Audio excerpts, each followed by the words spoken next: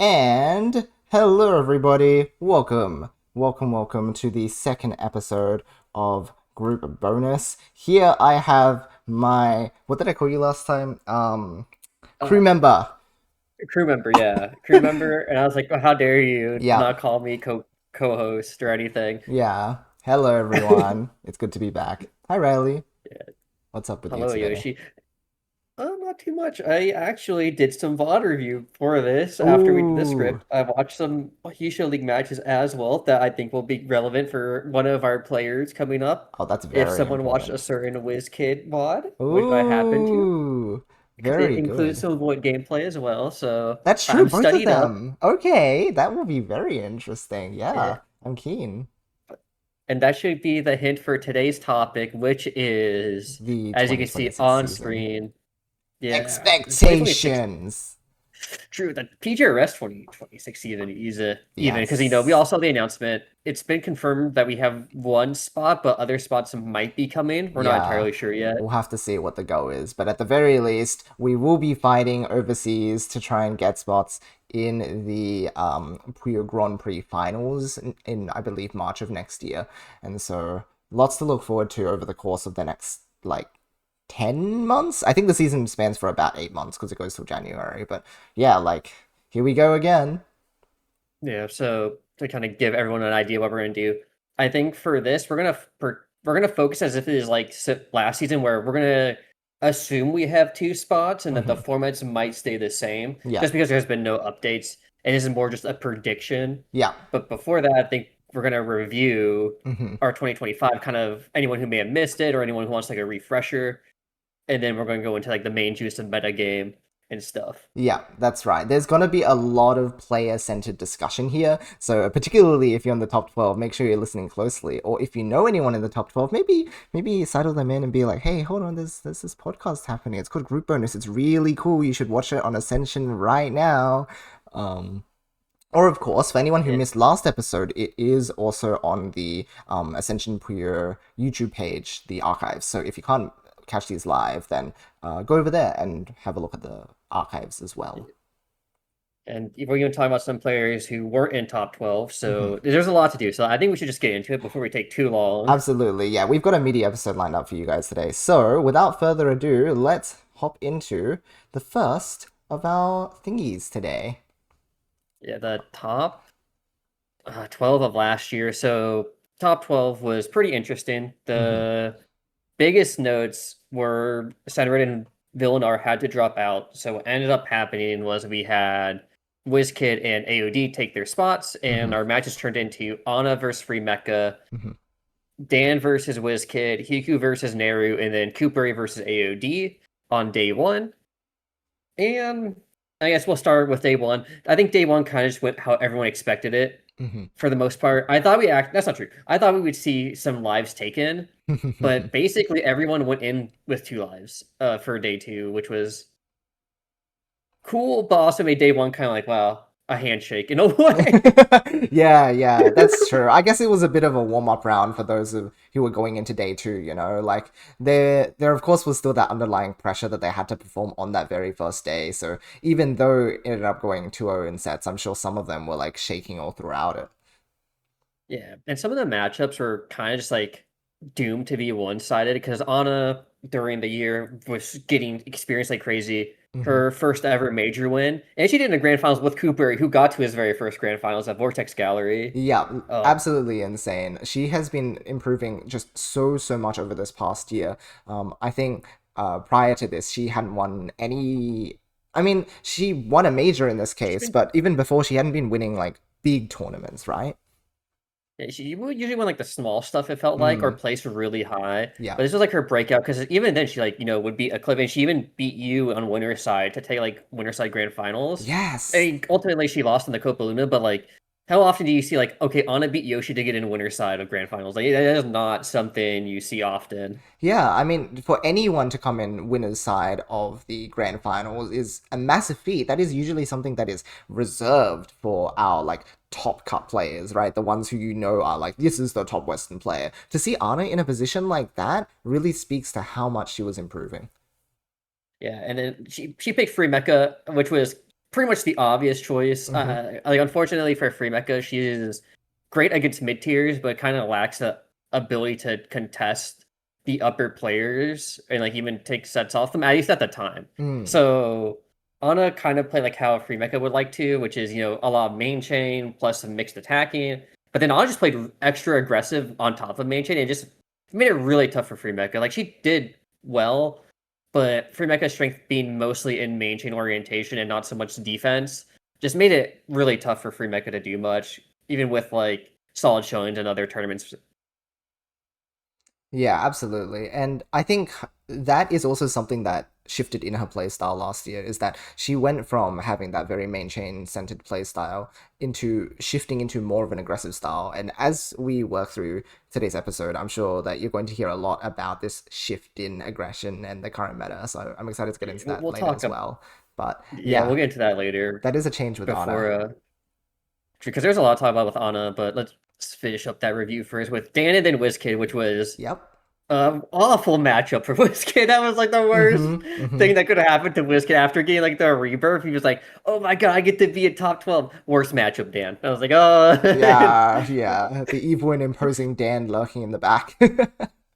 Yeah, Dan is just like way too aggressive for Wiz, and that's kind of like end up happening throughout this set. Like Wizzkid tried some new strategies. He brought out the GTR. He tried building counter stairs. GTR didn't work out, but the counter stairs kind of did. Like I liked Mm, it. Like the extra raise gave him some more leeway room versus mm. Dan.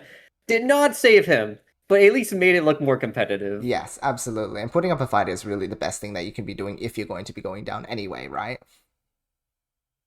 Yeah, granted, there's more. We'll talk about this now, but for the review's sake, that was kind of like the big thing with Wiz, whereas Mm, Dan has like this very aggressive anti-meta approach. yeah, yeah. I think he started using the max stacking in top 12 because I don't think he was like full committed to it Mm, prior to that yeah, I until think like at the end of the season, and then he kind of came and started doing it more. even in the first day, I think he played normal because he wanted to save that sort of strategy for the very end, like day two, because he was Yeah, talking for about how much he wanted to hide it away from everyone.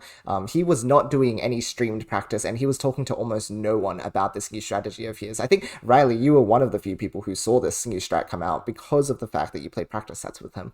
yeah, and I said I wouldn't snitch because I Mm. wanted to keep it interesting. Of course, right? I mean, that's the only respectable thing to do. True. I think it would have been so messed up. Granted, I think if I had, let's say, if I had told Wiz, I don't think it would have helped him. I think he just would have psyched himself out. It would have it might have even made him play worse. Yeah, I mean, and the thing is, like, max stacking is such a volatile thing that you can barely even describe it anyway. It's just very flexible, very high ability to make early attacks, and then it's like, what more can you do from that information? That just sounds like Dan's usual playstyle. If I had told it to Acliv, maybe that would have been Hmm. an issue, but I wasn't gonna sell out. I like getting a No, Cliv out here. I would totally take Dan over Cliv any day. of course. It was the honor as well, of Yeah. course. And then as following up with that was Hiku versus Neruu, which Hmm. during the prediction stream, me, you, Tom, I think Dan all kind of had faith in Neruu taking off a set, Yeah. and that did not happen. That did No, not happen. no, not He quite. was so mad after the prediction. He duoed Neruu. He had to do it to spite all of us. He was like, "Oh, come on, guys, you have no faith in me." That's definitely what he Yeah, sounds like. that's true. And like to Hiki's credit, even though he couldn't play much, he had like a couple of first places on some of the smaller events. Hmm. He was his usual super efficient self, very consistent play style. Hmm. Hmm. Versus Neruu freeform slash now involving GTR. But Yeah, I don't know, he just has much better decision making, and I think that's kind of what won him the set ultimately over Neruu, yeah, and I think on just top so of that, confidently. he just has like a lot of maintained stability. Whereas Neruu, again, with that freestyle gameplay, it lends itself to sometimes just cutting short and not being able to reach the heights that Hiku was consistently able to pump out. Yeah, and thankfully Neruu has been working on this, which will be talked about in our not retrospective when we go over the players and what we predict. Yep, yep. But at least at the time, it just felt like Neru's potential for high damage output was the threat technically, like because it wasn't like Neruu couldn't do that. It was more like 50% of the time Neruu would cut their chain at 9, and then the 14 that they were building just would not work for Yep, 13, yep. depending on what. Very sadly.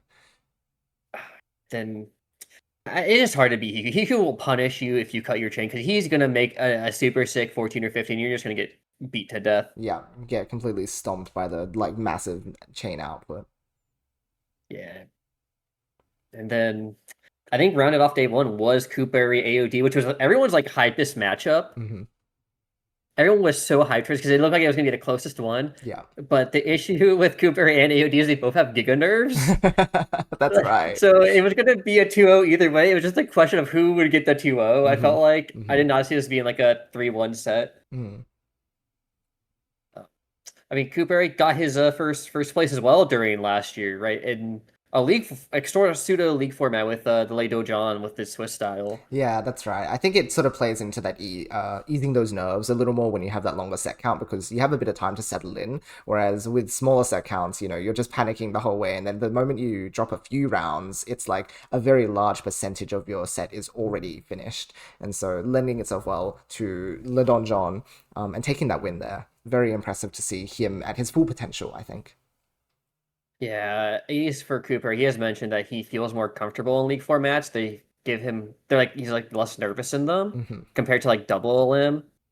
But I think with how the qualifier was, it kind of was just a lot of pressure between like the first attempts still aren't like the longest. They're still more like a bracket set. Mm. But I think like he tried his best. I think he did really well the first set, and then like it's really hard to stop BOD once he has a momentum. Like Yeah. I mean, Villain R learned that the hard way, right? Like AOD. Absolutely. What I think I said this on commentary, like right, AOD was like one of three people like that year to really ever beat Villain. Yeah, absolutely. Like, I think some of AOD's highest highs definitely reach the peak of some of our top players, and it's very hard to dismiss something like that when you look at a player, because if they're going to pull moves like that, you better be scared of them. Yeah, so I feel like everyone knew AOD's potential was really high. It just that break he had to take in the middle of the season was made it kind of iffy on like who would come out. But Hmm. AOD, proved it. And otherwise, like he's a lot more aggressive than Hiku while still having some of that similar chain length. Hmm. So Hmm. very good matchup for him. Yeah, the French touch, you could say. And oh god, day two is where the blood really spilt, where you and Hiku played your set, Hmm. and I think everyone thought you would just 2-0 Hiku. Because you just Oh. had so many first places. You had like the 7-0 matchup, and you're like, yeah, I beat Hiku 7 times. And surely this won't happen. And then Yeah, you dropped a set, a very important set life to yeah, Hiku. that's right. I don't know what Yeah, you happened ate that your day. words on that one a little bit. He was so scary that day. I was like, wait, this is like actual top player Hiku. Not to say that he's not usually a top player, but usually he's not like, you know, fine, I'll say it. This is Usually he's not at my level. Okay? That's he usually did how it it. goes. But that day, he showed me that Clip he it. still has what it takes to keep up. I hope I'm gonna go back and clip this VOD specifically. Like Hiku's not my level. Look, I'm gonna send it to you. look, there's a reason I said usually. I choose my words very carefully. Yeah, and to be fair, like a 7-0 win rate is kind of hard to dispute when you just look at the stats. Like, Right, statistically. and I think the round count was a bit closer, but it wasn't like oh every set was like a 9-8. Yeah. But I think Hiku proved a lot. I think he still showed, especially when you think about like he had to play while TOing and doing throughout the whole season, so he missed Absolutely. Yeah, a lot of like practice time. Like so, it makes you just remember like Hiku is here to stay. that's right. And then Acliv, who did not pick Void Mm-hmm. and picked Dan, kind of got shot. Right? Yeah, Maybe he should have crazy. picked Void after all. Yeah, yeah. Again, I think day two is really where a lot of matchups got tested, right? Because there's a lot of Yeah. common knowledge that we hold about, oh, this player tends to win against this other player, but tends to doesn't matter when you're in a high stakes format like this. Yeah, and I think the tough part for Acliv, I think he was just not ready for Dan. I think Hmm. Dan, when he put out his surprise stuff, it did kind of stop working. He went back to his old style. Yeah. I think at that point, Acliv was already shook because Acliv wants to play like slow defensive. He wants Hmm. to like kind of pick you apart with low risk, low reward kind Yeah. of like gameplay. And I think Dan just kind of overwhelmed him. It Yeah. felt like. Yeah, so it's a sort of thing where like he didn't get to play the pace of his game as usual. Because like you said, Riley, he does take a slower approach to the game, but that's because he has a lot of control over most situations. But against someone like Dan, there's just way too much happening for him to adapt that quickly. Yeah, Dan kind of reminds me of like the Hulk. He's gonna hit you really hard, and he Yeah. does not care. Hmm.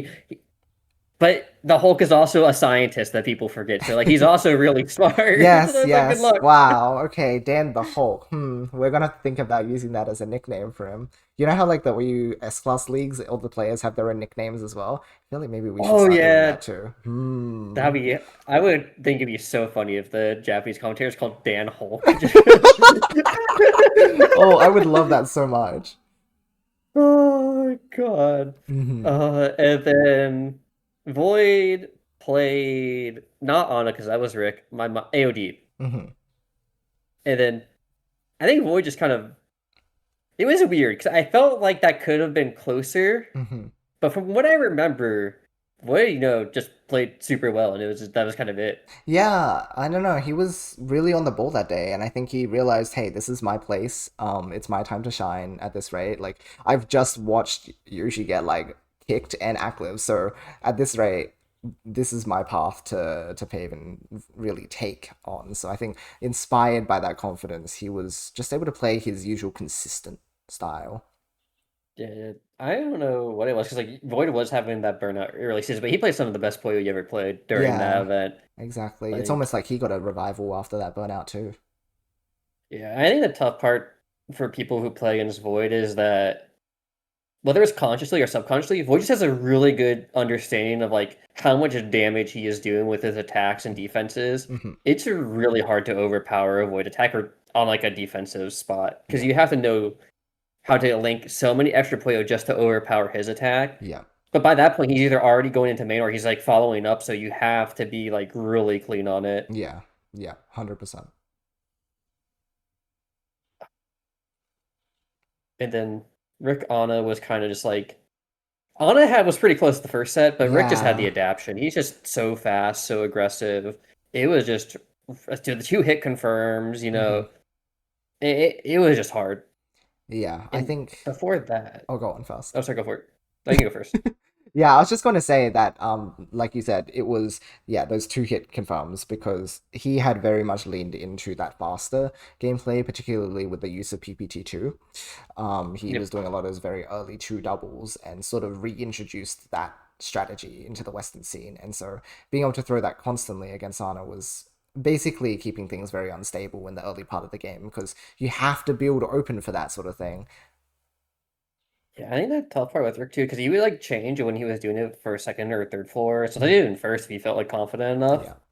So it's really hard to predict his pattern throughout the entire season because he really only lost to Senred Hmm. before that. Yeah. Like before the finals, like Senred was the only one who was kind of pushing Rick and like beating him. You were close. You guys were like trading sets, but Rick would usually eke it out, Yeah. just Yeah. like barely. That's right. Like if it was a double elimination in grand finals, he'd probably win the 2-1 set count. Yeah, like if you were on like winner's side, you could beat Rick, but it was really hard, I think, for you on the loser's side, just 'cause it would have to Exactly. be like two sets. Yeah. Yeah. That's it.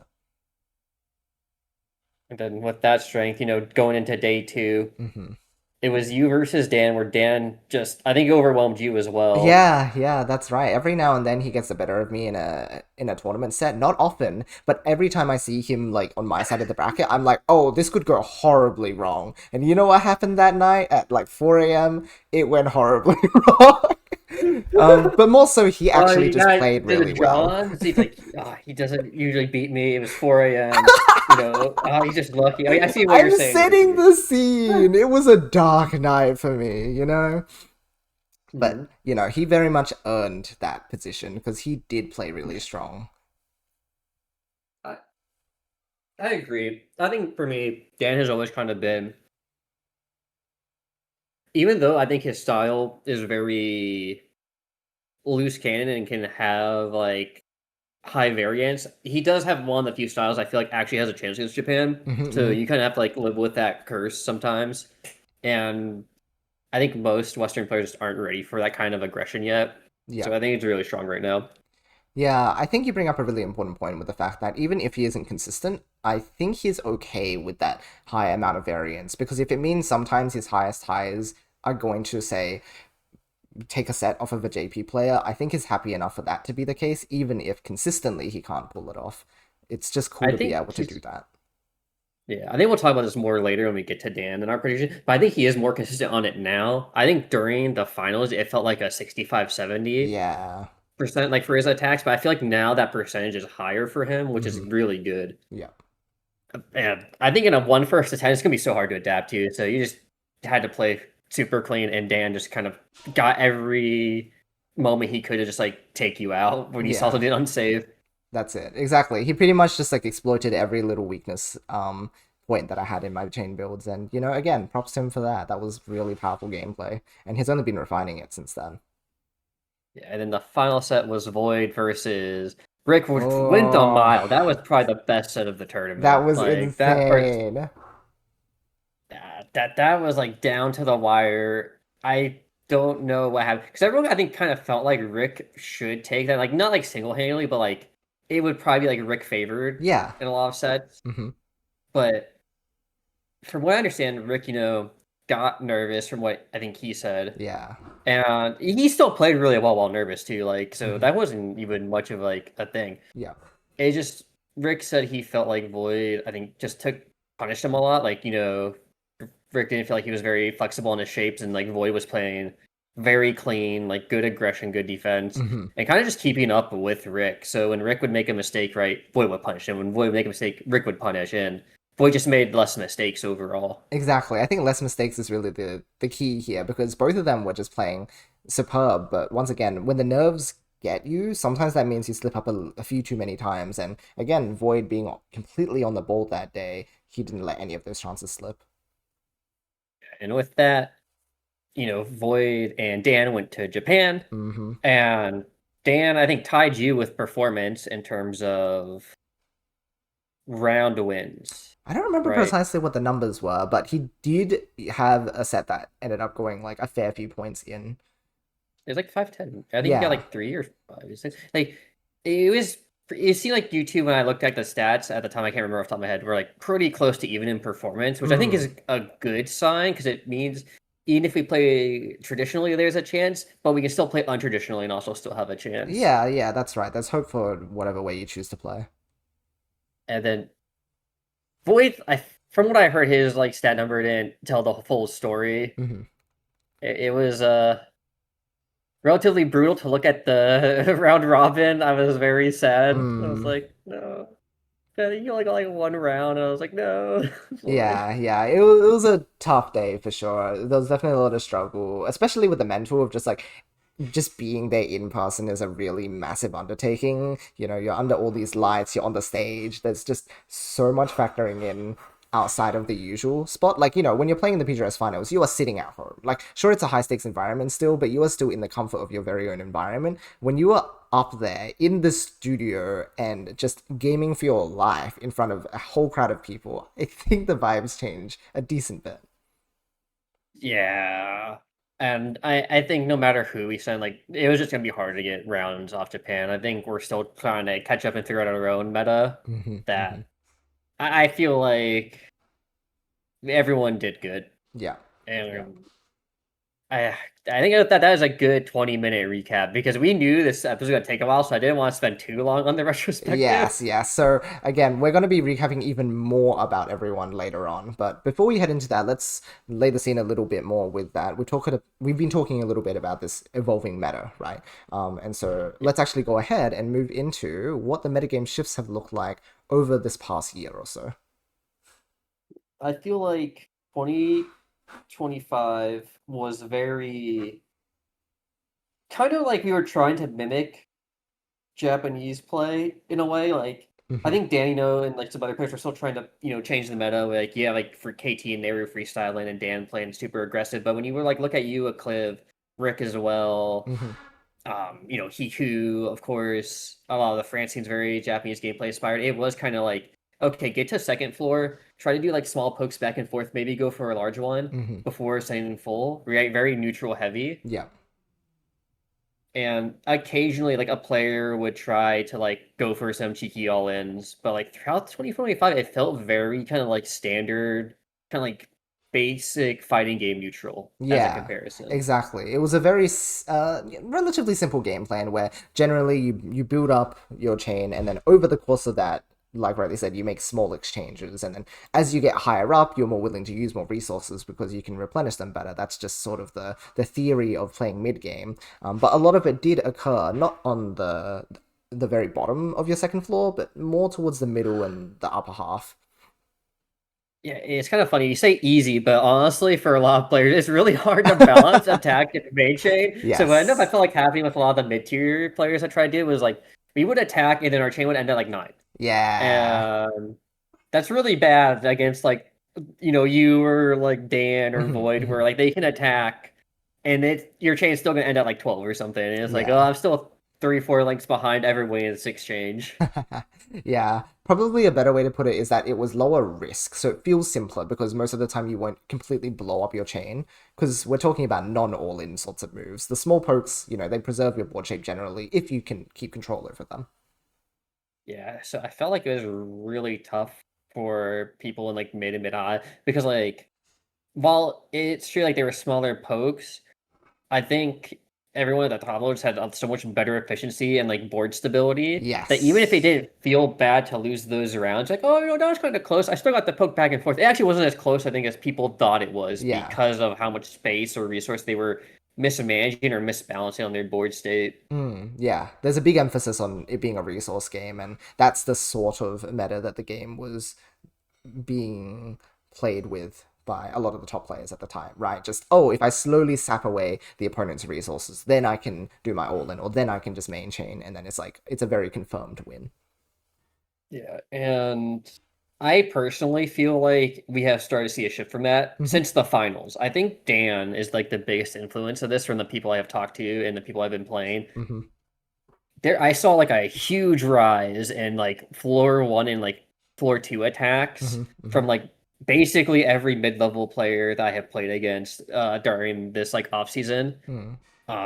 Like Lolo, Arufeni. I mean, Mateo's already been known to be like all in heavy, Hmm. but I feel like a lot more players started experimenting with high levels of aggression. Like Koopary's playing more aggressive now. Yeah. I feel like Coconut is like also trying to play more aggressive. Tony is playing more aggressive, and I think a lot of that comes from Dan kind of proving that you can play anti-meta and play aggressive and still win tournaments and still like go to Japan. Hmm. Yeah, that's right. I think there's a lot of benefit to being able to not allow higher level players to play their game, right? Because the expectation was that you would build your nice little first floor, you'd start your multiple stack, you'd do a bit of your tail, and then you'd start poking around. But with the focus on a much earlier start to mid game, it just pressed those higher level players to be ready at an even earlier time than they were ready for. And again, sometimes with a lower set count, what that means is that you don't get that time to adapt. And so there's a bit of like cheese coming through, not in a bad way, but in a way that's exploiting that usual game plan that the higher level players would use.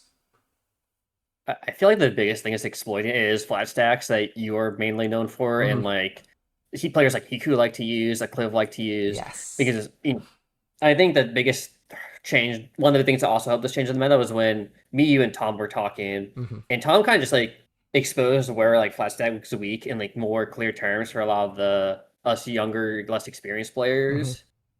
And when he's like, "Oh, if you see like two flat stack," I think it was like his servers like, "You should just start attacking that because it's gonna be really Yeah, hard to defend." that's right. And I think with that information, it kind of like gave you an idea of when you can attack early. So it feels like this aggressive meta is more so like better planned because now you're just attacking these flat stacks Hmm. that normally would have been safe like last year because no one would attack it as much. Yeah. But now suddenly it's constantly under pressure and it's actually a risk to go for it. Exactly, yeah. You have to really know your matchup in order to feel confident with it. Because, for example, there were certain players like Rick who had really mastered the two double as soon as you finish your GTR. He'd do like, instead of doing the flat stacks on top of the GTR as your multiple stack, he would do the two L shapes and then put the flat stack on top. And that allows you to do that really quick two double where you pop the flat stack and then the two L's get cleared at the same time. he would just use that move constantly, and it'd be so annoying because it feels like, oh, I don't have enough time to draw my pieces. But that's the whole point, right? It was a very speed-focused game, and again, a lot of people decided to start taking that on themselves and found success with it. Yeah. I still think Dan does it the best. I feel like from the players I've been watching learn attacks, like Gabriel, who's kind of like similar to Hiku, where he's mainly just main chain focused, do a little bit of defense, Hmm. has tried to play attack, aggressive styles, and it has not seen any success for him in practice sets. Hmm. But when you see like players like Arufeni or Lolo do it, they're a bit more consistent with it. The issue is they don't have the efficiency or the board stability to like actually make full advantage of it. Hmm. Whereas I feel like Dan is like the only one who can take advantage of like these big attacks, and suddenly he has like a 7 chain, right? Like Yeah. immediately after, where most players like will send Hellfire and they have like maybe a 5. Right. Exactly. And it's a bit of a weird thing too to be like, oh, it's so powerful of Dan to have a 7 chain after, because that sounds like nothing, right? When you listen to the high level players, you always hear him counting up to like 9 and then 10 and beyond. But the thing with Dan is that he buries so well that he can then clear something like a 7 chain, and the opponent just doesn't have the time to follow up after that. I think what's also important is like if these attacks are happening early on the first floor, the most you get on the first floor is 5 links. Yep. And so if Dan's getting 7 links, you can't just build the first floor and be okay. You need to build a counter chain, which most players suck at Yep. because counter chains were never really meta because you Hmm. didn't have to last year. Exactly. And the other part is you also need your counter chain now to like be good enough to dig because Dan sent you a 7. So if you only have like a 5 counter and you take 1 rock, you're still taking an extra rock Hmm. and Yeah. then some. So like you need it to be a good counter. And I just don't think many players are good at that skill. Yeah, that's right. It's pretty different from the usual way that they'd have to build. But on the topic of trying to counter and things, a lot of people are indeed leaning into that more aggressive style, but there are people who are moving in the other direction because, as Dan has demonstrated, you can always off meta and then you can off the meta, right? So there's a lot of like trying to counterplay. So, for example, there are some players who still want to enhance their defensive gameplay. Players like Acliv, right? Even in the face of aggression, he's always remained very defensive and he's been very successful in doing so. But a few things that have started moving in this metagame is looking to enhance their defensive gameplay. So they would use things like alternate triggers, or maybe they'd use different build orders that allow them to have more control over when they want to block their trigger. And by doing so, they would just have less times where an all-in could exploit any weakness because they wouldn't allow that weakness to appear in the first place.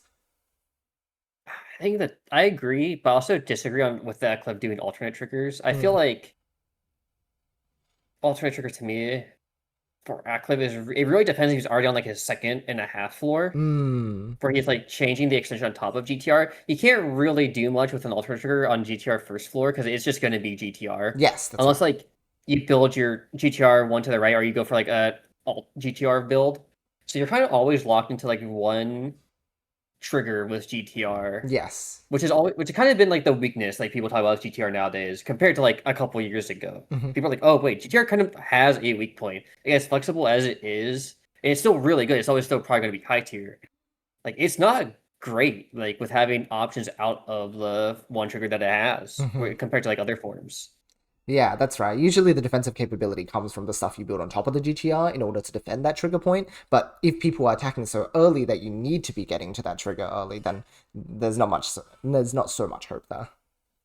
Well, I think some players doing it's on like a cliff side who are sticking with GTR Hmm. only is he's leaving it more open on his trigger now. Like he doesn't Yes. commit to any transition Yeah. until like his tail is a little bit bulkier on the defense, it feels Mm. like. Or he starts pillaring a little bit more, which isn't the most efficient, but it will let him survive early all ins. Because if you're trying to only survive early all ins and your opponent wastes all the resources, you don't need like super max efficient chain. You just need chain that is better.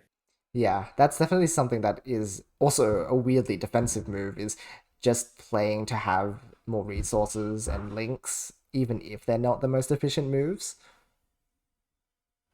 Yeah, it's kind of weird too, because I think Cliff style is better for Koopari's kind of aggression, who Mm. kind of likes to do a lot of 5 chain attacks now on the second to third floor, Hmm. Hmm. which is pretty different from most people who only want to do like ones and twos on like the Yeah, third floor. yeah, that's right. So aggression like on first floor and aggression on third floor, it's kind of feeling like players are trying to find that timing outside the second floor where everyone is used to it, and trying to find like uncomfortable zones, which I think makes it hard for players like Acliv Yeah, and definitely. other kind of like more traditional players. Like Hiku's always kind of struggled with aggression. AOD is really good at second floor aggression, but first and third floor kind of get to him sometimes. Yeah, throws him off rhythm. And then I think the hard part for defense-oriented players outside of Acliv is the key forms that are kind of being used by defensive players are starting to change. Yeah. I feel like more players are kind of keeping GTR in their pocket if the build order is good. But some players are trying to pick up Sullen. Some players are trying to pick up Slug even now, which I think is hilarious because Slug is like honestly I like a B tier. I think transition. I don't think it's like super strong, but I don't think it's like weak either. Yeah. Well, it's one of those things where sometimes the time calls for it, right? If we're in this sort of meta where there's a lot of aggression happening, then it like sort of upgrades temporarily in tier because right now, it does help to have those two trigger points. Yeah, I think stuff that makes Slug strong is that you can just forego your column one and just use a counter build on two. Yeah. But you can also like do a late flat stack path if you survive the early game point, so you can still go for efficiency later. Yeah. It's just not the immediate later. So you take on after once you're on like your second and a half floor, basically, you can go for a late flat stack and keep efficiency. Whereas like Sullen, you can forego your column one and just put two of the color that you need in column two. It's not as efficient, but you will survive if something happens to your column one. Yeah, exactly. And so generally people are just ending up using a bit of alternative foundations in order to actually keep their options open so that you can forego certain columns if you don't get the right colors, because one of the other things about GTR is not only is that first column really important, right? You need to make sure there's a key puyo that falls into that particular column, but also sometimes if you end up getting droughted for a particular color, let's say after your GTR you are trying to build your Y joint or whatever, and if you use that color elsewhere and then you don't get that color for ages, you are so vulnerable for like the longest time. So being able to use other forms is really nice because, again, if the RNG isn't allowing for you to build that out early, then those all-ins will just catch you completely. And so some players really are opening up to the idea that, hey, maybe sometimes I won't go for RNG. Sorry, won't go for GTR if the RNG is a little cool. Whoa! Oh wow, the Yoshi's so toxic today. Oh my god, It was dude. the Freudian slip. I'm the only objective player on this. The most objective. Definitely never biased, Riley Lizard. Oh, God. I think Neruu also has picked up Submarine, which I think is also really good in this meta because diving tails just dig through trash pretty easily. Yep, certainly. And then there's also the fact that like the reason why Dan's used it for the longest time is because you get to start aggression a little earlier. I also think there's one other very good reason why early aggression on the first floor is really strong right now. It's because everyone builds goddamn Avalanche on the tail. Avalanche is so hard to defend with until you get the first two build. So after the Y joint, right, you need at least two links before you can do an L shape to turn it into like at least a 3-chain. Exactly. That takes so long to get because you have to get to second floor. Yep. And I keep telling this. I remember when I remember what was tilting me about Wiz is GTR. He's like, I'm getting attacked early, but he only builds like L-shaped tail. I'm like, build Tanaka special. It's literally stairs, and it's super good on the first floor because you can use it to defend really easily. Exactly, but you no can one trigger builds and Tanaka power special. Exactly. Yeah. And because, like, for reference, Tanaka special is like L-shaped plus 2 stairs, basically. It's really strong because even if your first floor gets attacked, it's really easy to dig down to from the second floor. But also you can instantly Hellfire with it, or even 3-chain. Exactly. Or sometimes even reverse your chain. Like it's really strong. It's very versatile, yeah. And so players are going to need to like start opening up to different tail shapes as well as like their foundations. Maybe not at the same time. You take the practice and you change one piece at a time. But having those different options and just being aware of what they're capable of is something that's become very important for players to study up on. Yeah, because I feel like this season is going to really test your decision making to know like what is a safe trigger and what is a safe tail. Like one of my big things for this meta has been if I am building a complicated trigger, then my tail needs to be safe and flexible. Yes. Like I can't have complicated both. Otherwise, it's like it's a high risk, a high reward, but like because it's high risk, it's more likely to fail. Yeah, that's right. That's right. When people are actively looking to punish you at every moment. Yeah, so I think people need to learn safe tail ends. I feel like it's essentially required. Of course, it's an option for everyone because I think of like players like Wizzkidwas with stairs. Like, good luck, good luck Yeah, with first floor attacks, yeah. man. They're gonna just have to shift in But their like, own way.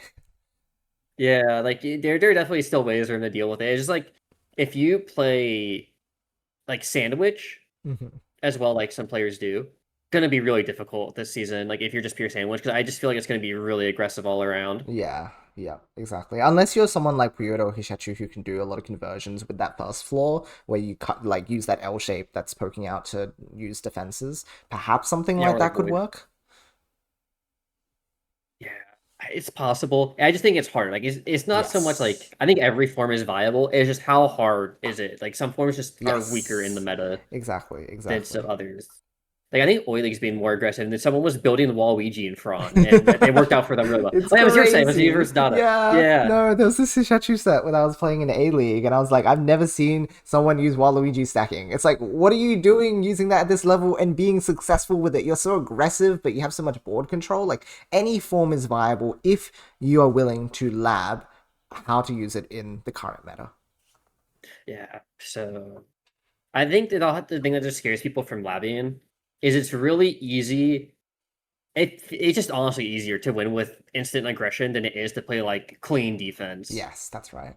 Right. The reward for just all in instanting like a giant hellfire, doing like a quick hellfire into 5 chain is you don't have to predict your damage output like you do on defense. Yeah, Like defense, you have to play a bit more calculated and much more. Okay, I'm gonna spend this much resources so it will negate, but I will have this much left over. exactly.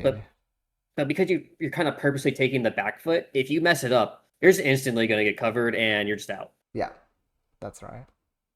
Or if you mess up like an all in, like you can still freestyle something, or you can like build a counter chain and try to like tank the damage. Hmm. You have a It's a bit less punishing, but not always. Yeah, that's right. It's easier to follow up from an aggressive attack than it is to follow up from a botched defense. Yeah. So my prediction on this metagame is that we're probably gonna see like a very largely aggressive year. Hmm. At least for the first half for sure. I Yeah, just don't see players not trying to go for early attacks until like if it proves either way too consistent that players don't like to do it or they just feel like they can't. hmm. I feel like pretty much everyone's gonna try it. Yeah, it just makes the most sense to do right now. Again, when you're cheesing out against players who are usually used to being able to play mid game later in the game, I think it's going to work for a while. And so these defensive players are going to have their work cut out for them. They're really going to have to lab well. But if the labbing goes well, maybe we'll get to see a shift mid season, which would be really exciting, right? Getting to Yeah. watch things evolve over time is one of my favorite parts of being able to spectate this game. True. I do think this will test analysis skills because when there's going to be random all-ins, sometimes you will just get unlucky and lose their round. Yep. So I feel like you can have like two different 5 to 10 sets that will tell a very different story than each other Mm-hmm.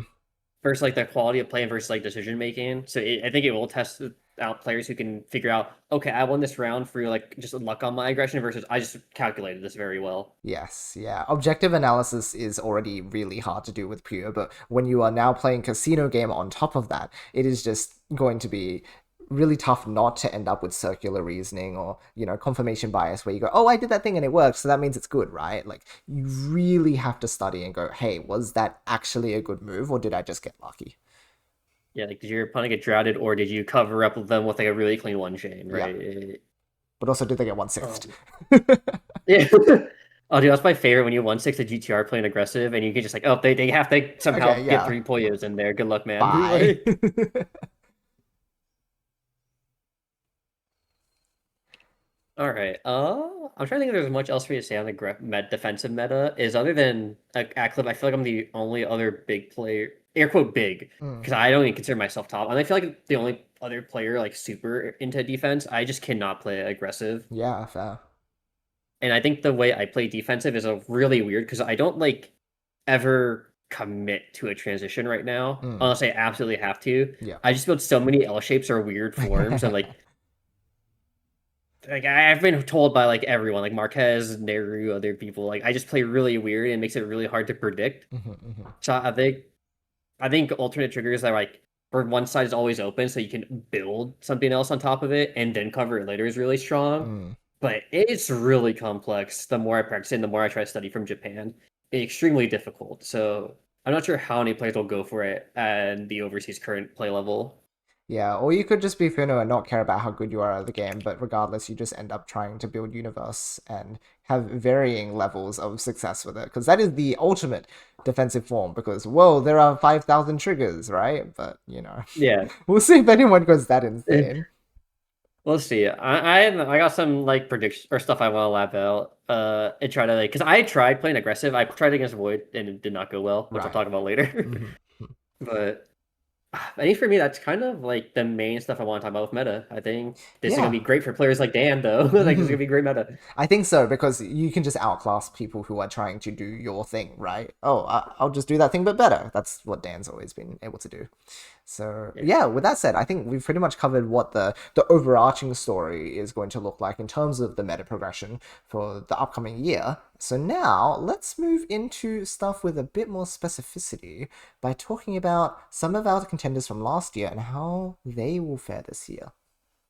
And before we go directly into it, so how this is going to work is we want to do predictions for players and we want it to be fair with it and not just pick our favorites. Mm-hmm. So we decided that we will do a prediction for everyone in top 12 because that is the fair thing to do. Mm-hmm. And then we are going to do predictions for Red and Villain afterwards because they were technically in top 12 as well. Mm-hmm.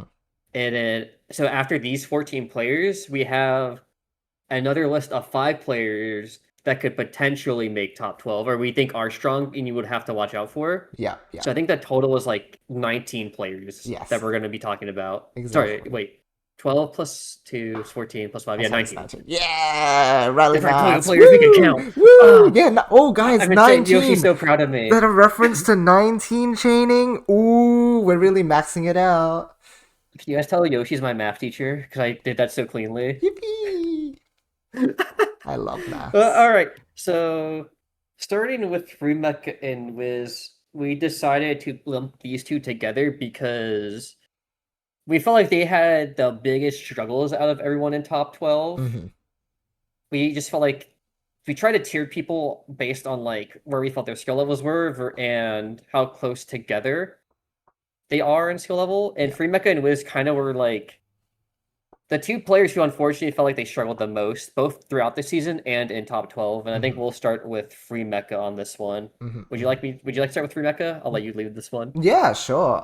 We pretty much deduced that she has that again that French touch, that sort of Hiku-like style where she's very focused on main chaining, and so if in those attempts to start applying a bit of mid game, she struggled a fair bit because it was a bit of a new realm for her, and in doing so, oftentimes she would end up sacrificing her main chain, and so either she would have to lean into that main chaining, and sometimes that would work against players who couldn't keep up with that, but then the moment she switched the aggression switch on, then she would have to lean into that instead because her main chains just didn't have the capability to keep up with what she was trying to spend her resources on, and so things just became very unwieldy and very unstable.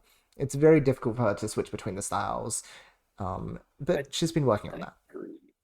Yeah, I feel like she plays very honestly. Like her boards are never like here's crazy attack coming. It's Mm. usually like, oh, you can read every individual link. It's gonna be a clean 13, and it's your job to stop it. Yes, exactly, exactly. Yeah, and I think that's good, right? Because it made her like really hard for any mid-level player to beat. Hmm. Because if she's 13 chain you like most mid-levels, most overseas players between even like US, Europe, Latin America, even Taiwan, Hmm. in some Korean players could not beat free. Like it's just really hard Yeah, that's right. because most players don't have that chain length. And I feel like with Frimeka's attacks, it's weird. When they were small, I feel like she doesn't sacrifice too much board state. Yeah, But when she has to go for the bigger ones against like the high level players, it's just too suddenly her much. board just gets real messy really fast. It's super lopsided. Resources end up scattered everywhere. It just becomes so difficult to pivot out and make a clean main chain after that. And I guess the other big note for Frimeka is like she kind of didn't have any upsets really against the top 12, Hmm. other than Hiku was like a one time and she didn't feel too proud of that because Hiku was like super tired. It was in the Yeah. Taiwanese tournament. She won a first to 5, so it was kind of a small set. Yeah. And the only other player she kind of like had wins against was Neruu, which, good luck getting Neruu Frimeka in a top 12, or neither you can pick any your opponents, right? Exactly. Hold the fort for And, a second, Riley. I got to disappear. yeah. Oh, okay, no worries. So the other kind of like tough part is I want to say, like, I think Frimeka has a lot of potential. I think the fact that she can build so clean on her main chains is really helpful. And Dan's saying, I think I lost to Frimeka once in the first of 5, I think. Yeah, I couldn't find that, but maybe if that's true, that's also so like at least signs of life, because I think Frimeka does have signs of life. Thank you, Dan, for that chime in.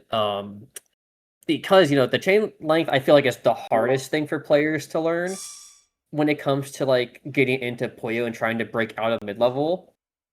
And then learning the bounce attacks is like the next hard thing. So I feel like she has the hardest part done. It's just, can she learn to balance attacks on her main board? And I feel like that's hard. Yeah. And I guess like the other kind of weakness is when she does try to adapt, or like she tries to use a style, she kind of defaults to her old style very quickly. It's very easy to autopilot in this game. Yeah, and I think part of that is like you just don't want to lose so many rounds, and when you have to learn something new, you're just gonna lose a lot, and it sucks. It's not fun. So I feel like for me, I actually think she's better at double limb tournaments than leagues. Yeah. Which is funny to say about a French player. It is. It is very funny to say, isn't it?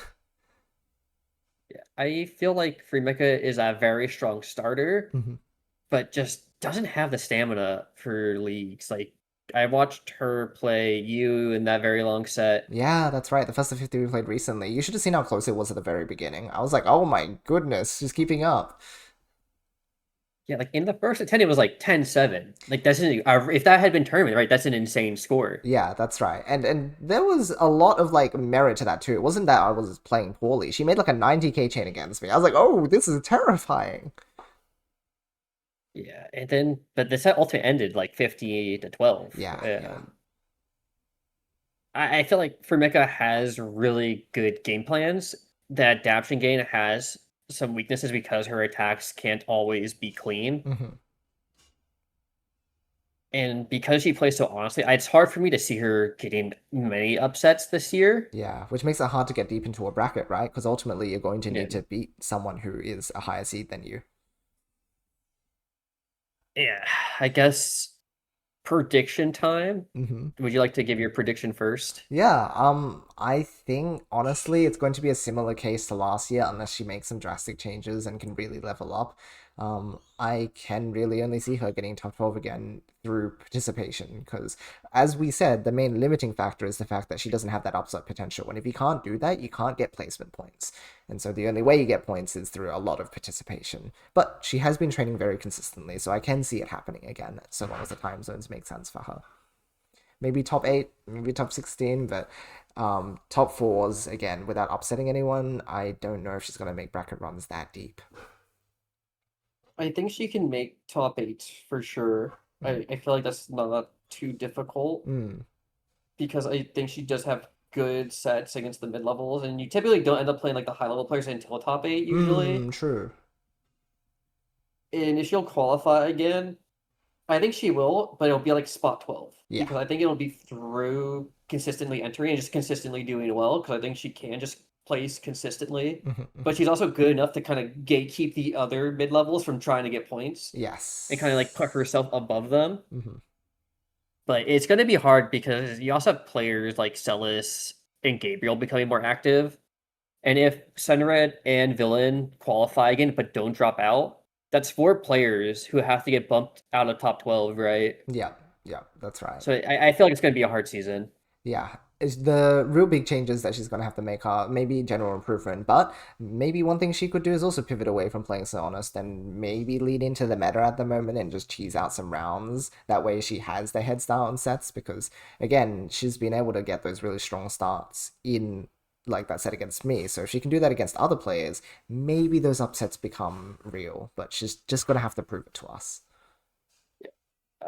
I think she can do it. It'll just take time. Mm-hmm. And that leaves us next with the Wiz, which should I lead for this one since Go he did for it. Frimeka?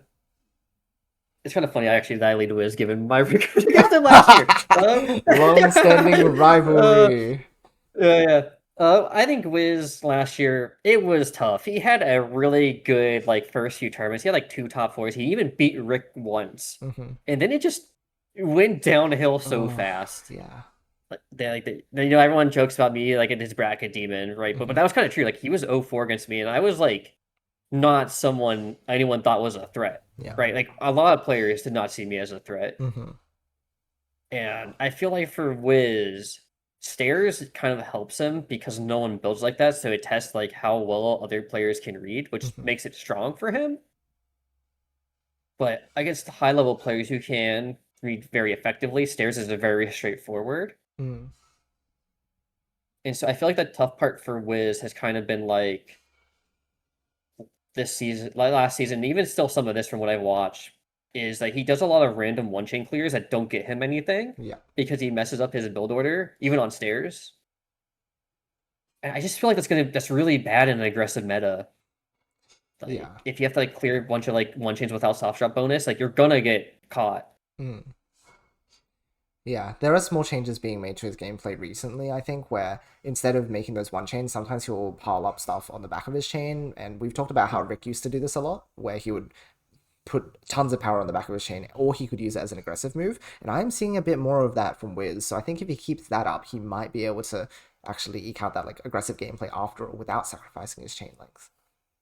Yeah, I think he should keep the kind of raised stairs he brought out against Dan, because even though Dan still watched him with that, um, a little bit, he actually did have some success with it, right? Like he Yeah. wasn't like it was completely like you said, it was a lot more helpful than his GTR. And Mhm. also, I think he should drop GTR at this point. Like I feel like his GTR just doesn't cook as well as Yeah. his stairs. I think it's the sort of thing where if he continues to use GTR with that restricted chaining knowledge that we talked about earlier, right? It doesn't work in this meta unless you get it either prepared really early, or you just change what you're doing at the back. Like maybe GTR will still work if he can apply some different tailing methods that allow him to still actually access those resources. Because like you said, you do the Y joint, you do the 2 links of Avalanche, oh, you don't have anything to defend with until you get past that point.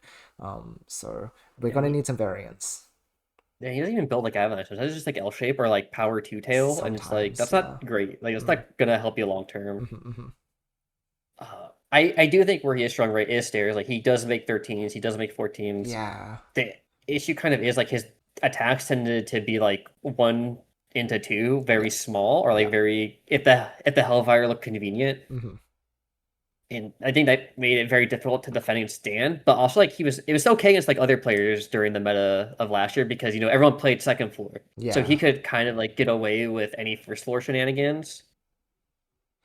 Yeah. And it's kind of But tough as well. I was gonna say just real quick that the leaning into previous year's meta sort of thing, he was learning to like start actually 1 and 2 chaining near the top of the board so that he could get those 13, 14 chains, or sometimes he would just like send a 1 or 2 chain in because both players that are at the top, the other player just dies off like 2 garbage or something. So it's a shame that now yeah, that's going to be tougher to execute because it's harder to get to that point of the game.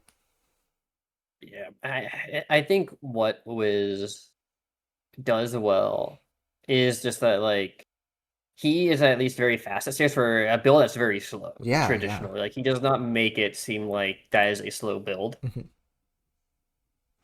It's just hard because I feel like Wiz is really good in like Ascension rank sets and like the practice sets because like Yep. he does not play nervously in those. But then like in No. tournament, it kind of just like I don't know what happens. Like there's like a switch that flips off for Wiz when he enters tournament. He just like plays worse. It's so tough because you see him playing these really good ranked sets or practice sets or just grinding outside of tournaments and he's doing fantastic. But then he steps foot and then, he gets a matchup like you and everything breaks down. And there's a level of nerves, there's a level of expectation I'm sure he places upon himself as well. It's really hard to work around, but it is something he will need to pay attention to this season if he wants to get those higher placings. Yeah, the signs of hope I do have for Wiz is I watched his Hisha League match with Void. Ooh, tell us all Um, about it. so I'll be honest, I think Void Giga inted. Void played Ooh. kind of ass. That's it. Excuse my French. Sorry, Ascension. But it looked to me like Void was trying to like try out things he normally wouldn't Right. because the set ended 15-20, which is really Okay. good Right. until you look at the context of the set, which was Void went back to GTR Avalanche as soon as it was like 15-15, and then won 5 straight rounds and I went back to his see. old style. Yep. Because Void was trying to, I think, look like do different extensions. Mhm. Um, and Void had also like played a set before then as well, so it was rough. But I think even though Void did not play well, the fact that you can still contest Void when he's not playing well is a good sign. That's true. That's Like I always think that true. is something Hmm. to be proud of. And watching Wiz's VOD, it seems to me like he is practicing his decision making because in some of the rounds he won, Hmm. he was like, "Oh wait, I actually didn't really win this because the Void either got droughted or like Void accidentally popped his main chain, or like it Wow. does something to actually cut his chain." And you Good usually analysis. never hear Wiz talk like that. Like he almost Yeah, never looks at his chain like that. that's very good. So that I think is a big improvement because Wiz, last year when I think I talked to him like either I forget if this was an on stream conversation or not. Hmm. No, this was post stream because I was talking to Wiz about gameplay stuff, Okay. and before he'd mentioned to me like, "Oh, I don't really think about my tail. I don't really think about that stuff." So the fact that he Mm, is now, I think, is a really positive sign because that means he's looking at his opponent's board, he's trying to make decisions, and he talked a lot about like, "Oh, should I really sacrifice this much on my trigger? Was this too much of a commitment?" So he's thinking more theoretically, and that gives me a lot of hope for Wiz because I think he does have the potential to make those high highs again. right. And it's just that like because they are high highs, they're kind of like outliers in a way. Yeah. Yeah. Very much true. Because even sometimes when you see him in tournament sets against mid-level players, he does kind of drop the ball. Like he'll win the set, but it'll end up being rather close. And I think if he can bring these analysis skills and then use that and apply it to his gameplay, he is going to be able to reach that next level, gain that consistency, and be able to place better. Yeah. Maybe if he decreases his tailing knowledge, if he does stick to like GTR or even picks up a different form, it could Yeah. be extremely helpful. Hmm. Um, He's been playing Fron and then, recently as well. Feels different. yeah, like Front could be pretty good for him. Like Mm. that could be that for you can learn a lot of stuff from building Front, so that could be a pretty big thing if he sticks with it a lot. Yeah, I think so too.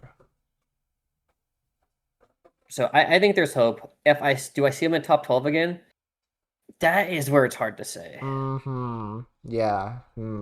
Because Wiz qualified because there was two dropouts. Mm-hmm. And he did not have enough tournament plays.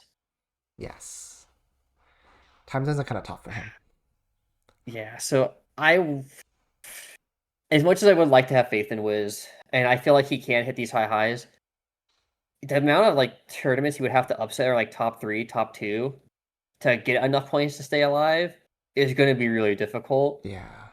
I think if he only enters a handful of tournaments like he did before, I don't think he's going to make it. Hmm. Yeah.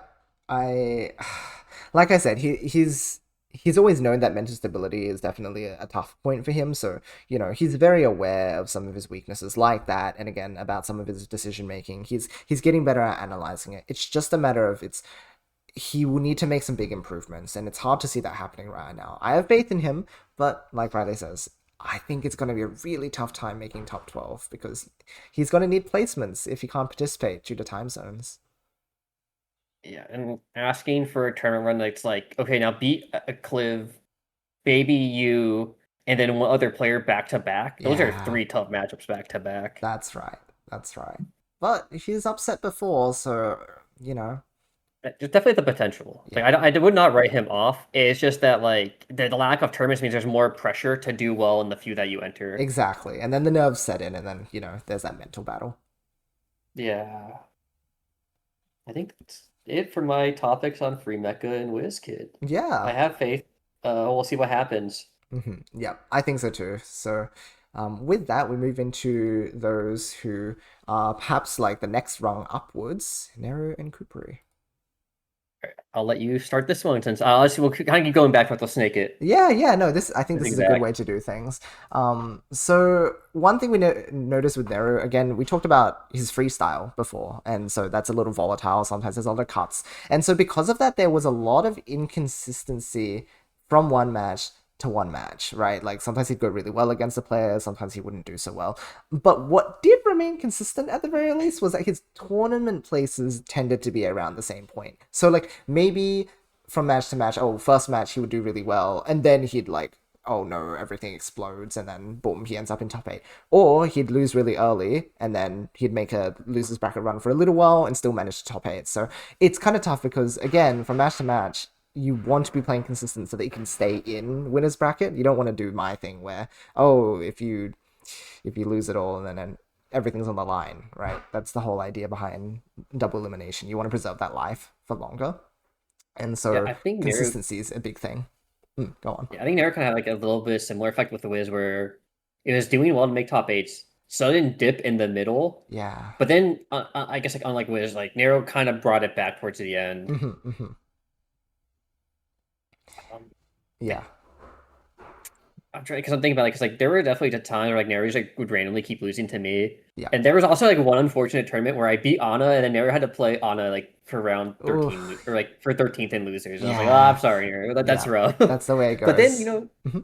Neruu did make it in like the top halves of Copaluna to fight like players like you and Acliv. Yeah, that's right. There were some really strong performances. Yeah, like Neruu has a very good matchup against Koopary, who is like someone other also like kind of in that like top half now. Yeah. Um, I do think Neruu always has like a high chain potential of damage. Like the 80, 70Ks can come out last season, and I feel like it's gonna be a bit better this season because Neruu has been practicing like quite a bit. And I think there has been some big improvements from what Neruu gameplay I have been watching. Especially because like I feel like Neruu is kind of getting that wake up call that we all kind of got like when we entered Asia League. We're like, oh my god, this is rough. Yeah, that was the way to do it. He's been playing for a few months now, but I remember the very first time he popped in and he was like, "Whoa, these players are different." And I went, "Yep, this is what I've been dealing with for the longest time, and this is why I encourage everyone to participate in it because it's a whole different world out there, right? Like to be a mid or top level player in the Western scene and then jump in there and it's like, whoa, there are so many more players at our skill level. They're just in Japan, and so again, unless you go out of your way to fight those players, you don't get to see that variance in same skill, different skill set." Yeah, I mean, I remember my first Asia League time. It was my scores. I still remember them. They were 2-20, 5-20, Yeah. 10-20, and then like 12-20. Like Wow. it was not good. It was not Wow. good. Gee. It was rough for me on that B1 group. It was not pretty. Yeah. Uh, so I think more important than the Neruu build cuts was decision making last year. I remember it's kind of like the one thing that everyone kind of talk about in commentary. Like myself, you, I think Hiku's also mentioned it. I think Haven has. Yeah. Where Haven, we were like Neruu just make really weird decisions sometimes. Yeah. And it would either be like an overcommit or like an extension that didn't make sense. And I think some of that just comes from being like overwhelmed or like trying to do stuff too quickly. Yeah, quickly in an environment where he's already doing like freestyle, right? So then it's even more volatile. Sometimes you just explode something and like my chain doesn't work anymore. Yeah. And that can be really rough because like when you freestyle, you have to put so much focus on your board. Yeah. That you don't get to put focus on your opponent's board, which is really difficult to do against not only Japanese players, but also people in overseas now who are a lot more willing to look over at your opponent's board now. Yep. And then aggression. Yeah, exactly. Especially in aggressive meta now. Now you have to watch. But I think Exactly. aggression is good for Neruu. Because I think where Koopary is like the freestyler who likes to go to like the second board, play super aggressive on the third. Yeah. Neruu is like the opposite. I think Neruu is willing to play aggressive early and just like play on the first and third floor or first or second floor if they need to. Yeah. Yeah. Definitely. So it kind of favors in its meta at the moment. Yeah. Yeah, I think Neruu will be okay. And I did actually work with Neruu a little bit. We were talking about decision making. Yeah. So I feel like Neruu got some ideas to work with, and I'm hoping that it did help a lot. Because at least from the last sets I've seen in Neruu recently and that I have played, I felt like their decision making was a lot cleaner than what it used to be. And that was actually like stressful to play against them now. Like, oh my god. That's good. That's really good. That's a sign of improvement, Neruu. Like, if you're scaring Riley off, then you should be very proud of what you're doing. And Neruu is always just one of the most dedicated players. Like even during the off season, right? Neru's been playing in Hisha League, Hmm. doing VOD reviews, playing in different servers, like the Yeah. Taiwan This server. is really critical. I really wanted to shout him out for the amount of work he's doing to reach out to different players because he's playing with the Taiwanese players, right? But he also reached out to like Doremy recently. Like he is DMing individual players. He is also just sometimes chatting with a few JP players now. If I'm right, like Neruu, you can confirm for me. But every now and then I pop into his stream when he's playing with a player, and I'm like, hold on, I've seen you play with this player before. Or like they'll be in his chat. It's awesome. He's really making an effort to just connect with people in play sets. Yeah. All the random Neruu and random Japanese player strats, it's very funny. I'm like, oh my Mm-hmm. god, it's Neruu. But Exactly. it's so that gives me a lot of hope for Neruu, Mm. especially like since Neruu is working on the bigger weaknesses of the cuts and like not being so overwhelmed. Hmm. Um, what's it called? I would say I have a lot of faith actually in Neruu for next season. Yeah. Yeah, last season I think we sort of deduced that a lot of it did come to him being able to participate a lot, sort of like Frimeka. But I think this time around, not only will participation pay off, but I think he can snag a few placement points as well, which will boost him into more likely to reach top 12. He has a decent chance this time around. Yeah, my prediction is definitely I think Neruu is going to be in top 12. I just Mm. have between the grind, the amount of playing, and Nereu has the ability to beat some of the upper players, even if it's not consistently, Hmm. it's enough that like I think Nereu can get a run or two in throughout the season. Hmm. I think I'd be surprised if Nereu doesn't make top 12. Yeah. Yeah. Totally reasonable. I just I'd imagine it's probably gonna be in between the 12th to ace spot. I think there's a chance Nereu can get a chance to pick their opponent, Hmm. which could go wonders. I feel like it's most likely going to be on like the bottom of the top 12, but still like competitive. Yeah. Yeah. I can believe that too. Shall I go into Koopary? Oh boy, it's the Cooper boy. Yeah, Koopary, my practice partner, so I feel like a little biased on this one. Uh, Koopary is interesting because I mentioned it earlier. I feel like Koopary is better in leagues than Double Limb. Hmm. I think Double Limb's a lot of pressure on him, whereas leagues he can kind of plan things out. He has a bit more time to kind of like cool himself. And last year, I felt like Koopary just played overall really well. Mm. He had like one really bad player matchup was with Neruu, and that's just because Neruu is much more willing to go aggressive on the freestyle early Yeah. and like punish Koopari's more committal builds. But Koopari made runs, right? Koopari got second to Ana in that Vortex Gallery tournament, which Yep. was still a smaller tournament, but you had to beat good players to get there. Absolutely. Koopari also got that first place in Le Dojon, Yep. Huge. and yeah, he kind of just popped off towards the end. It's been getting good wins. He's been very competitive even in the Bankai League sets. Yep.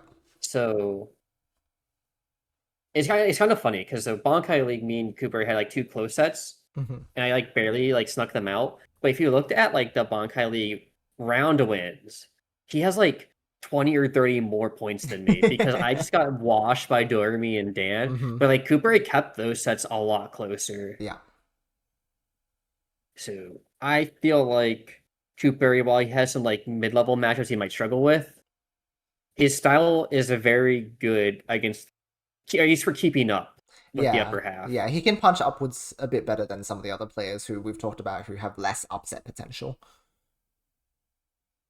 Yeah, like I think his board states are weird. I think the fact he goes for so many aggressive 5-chain attacks is really good because not many players are doing that on like the upper Yes, board. yes, that's right. Sort of taking a bit of the juice that was evident when we talked about that old meta where people were allowed to build up their chains to the point where you could do 4 or 5 chain attacks. I think Kupri is sort of leaning into this current meta and doing the more like quick bursts, but also is Yeah, still bringing in those 4 or 5 chain attacks. And so, it doesn't allow those all-in or aggressive players to follow up because a 5 chain is massive. You actually can't beat a 5 chain unless you have either a massive 4 chain, in which case your resources are completely spent, or you 5 chain yourself.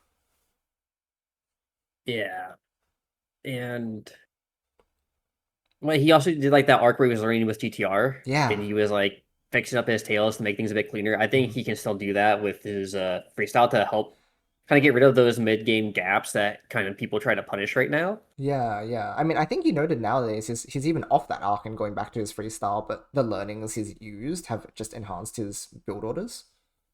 Yeah, so. I think Cooper is going to still be a tough player for any of the mid levels, and even maybe some of the high level players who just like. Because I remember Hiku had was like kind of afraid to play Koopary in the top 12. He was like, "I'm Yeah, not picking Koopary. We're right? not doing that." Yeah, like so, like there is clear respect from the upper half for Koopary's like skill, Yeah. and I feel like his only weakness is really his nerves. Like if he can conquer the nerves, I feel like it'll let him focus more on his opponents Mhm. because he's been really practicing watching people. Yeah. Like every set I play now, he's like, "Yeah, I'm just looking at your board like every few seconds or something." I'm like, "Okay, man." Yeah, that's right. Which means if you have a very easily readable form as well, he's probably going to be able to identify weaknesses in it. So really, again, players like Neruu are going to be more of a trap for him than anything. Yeah, and I don't know. I have faith in Cooper. I think even if he is, he's to me like he feels better in the longer sets. I still think he's good in double limb. Hmm. Like it's just because he's good in the leagues doesn't mean he's not good in double limb. Yeah. I think he's still going to be a tough matchup for a lot of people. Hmm. Anything else you want to say before predictions on the Koopa himself? Well, not really. I think at the moment we can pretty much use that understanding to roll into what we'd predict out of him. Do you want to go first? Sure. I do predict Cooper a top 12. I know he did not have an each time gain in because he basically snuck in last second with that second and first. Yeah, yeah. But I feel like he's improved. I can see him making some top cuts again. I don't know if they'll be tournament wins, but I can still see him getting points that kind of keep him above water. Hmm. And I feel like he is stronger now than last year. But I Yeah. mean, a lot of players are. But I feel like his Yes. improvement in particular has been a bit greater. Hmm.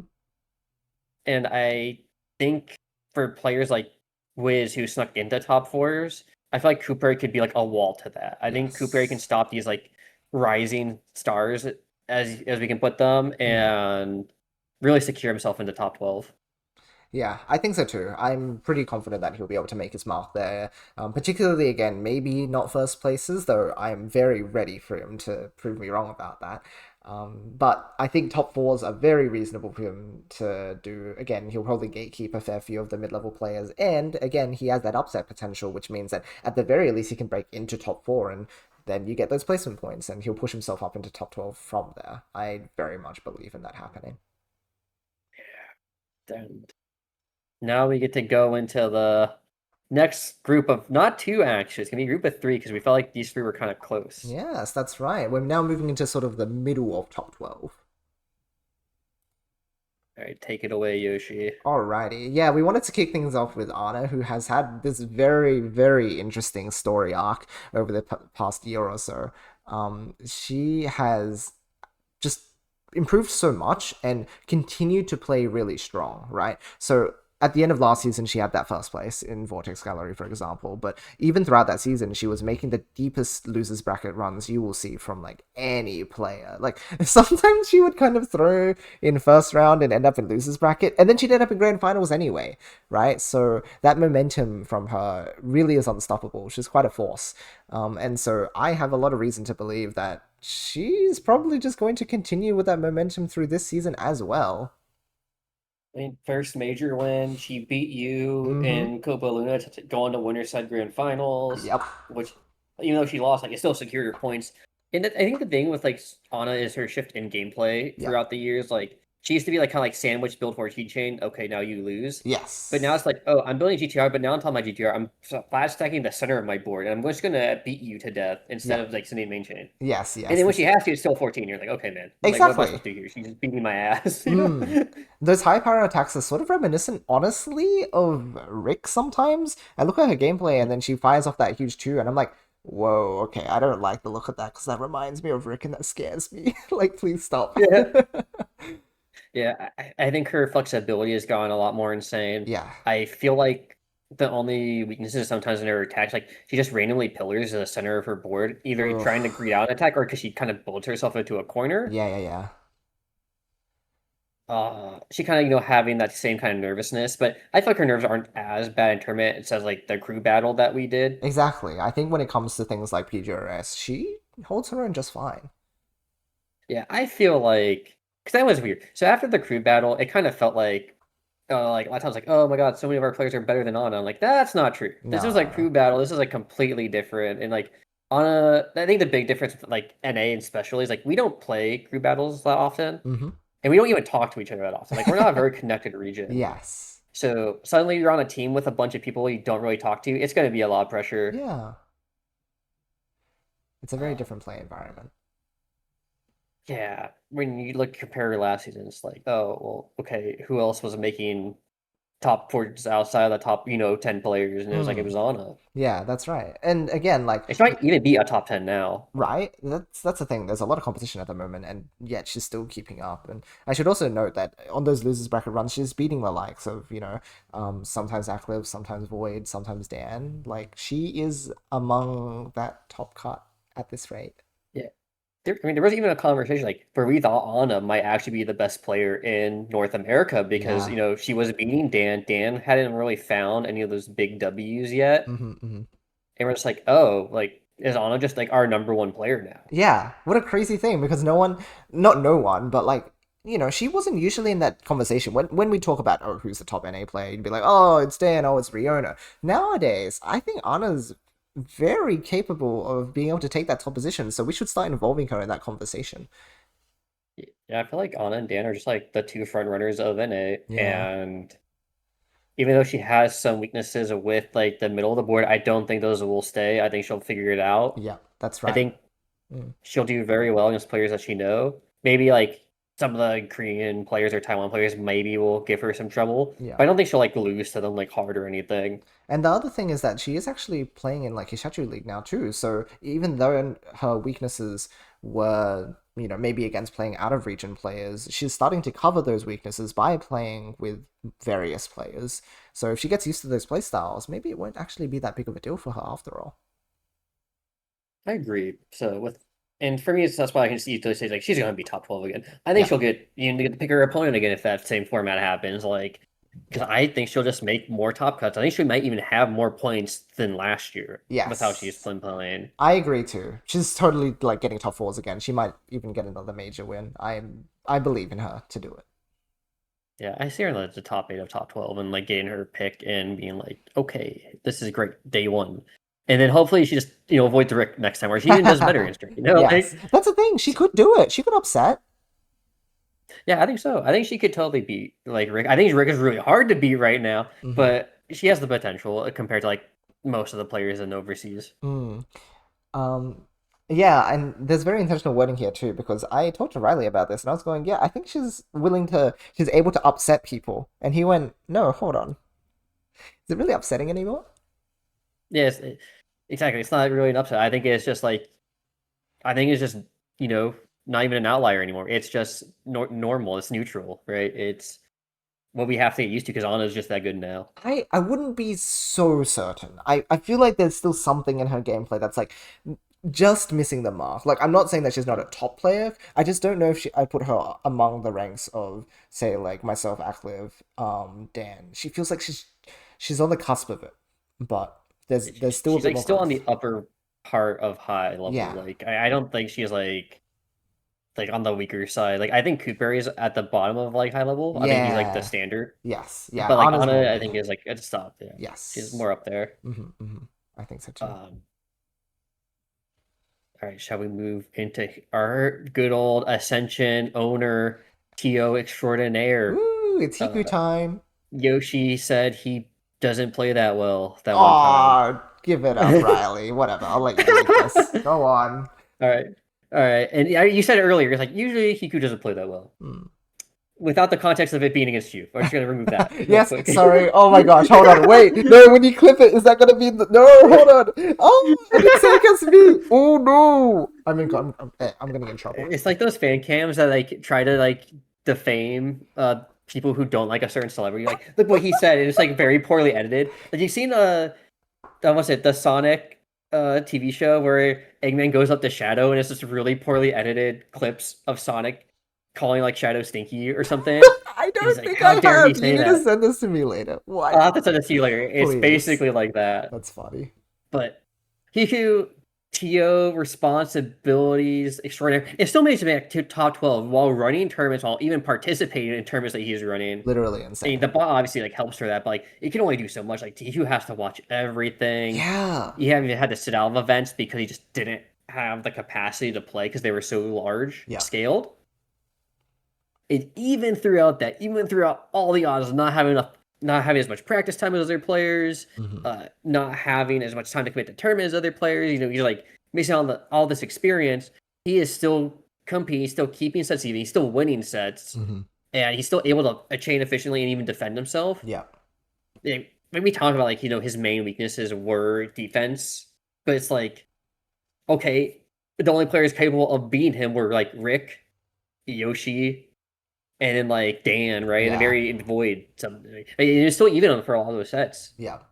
Pretty much, yeah. On the whole, like playing too defensively, really you need someone who can really overwhelm him because, similar to me, he's also still able to pump out like 4 or 5 chain attacks, but usually he'd end up on the back foot if, say, people were attacking him a little earlier into the game because he would defend with, say, like a 3 chain or a powerful 2, but with people who are going more all in nowadays, that is overwhelming.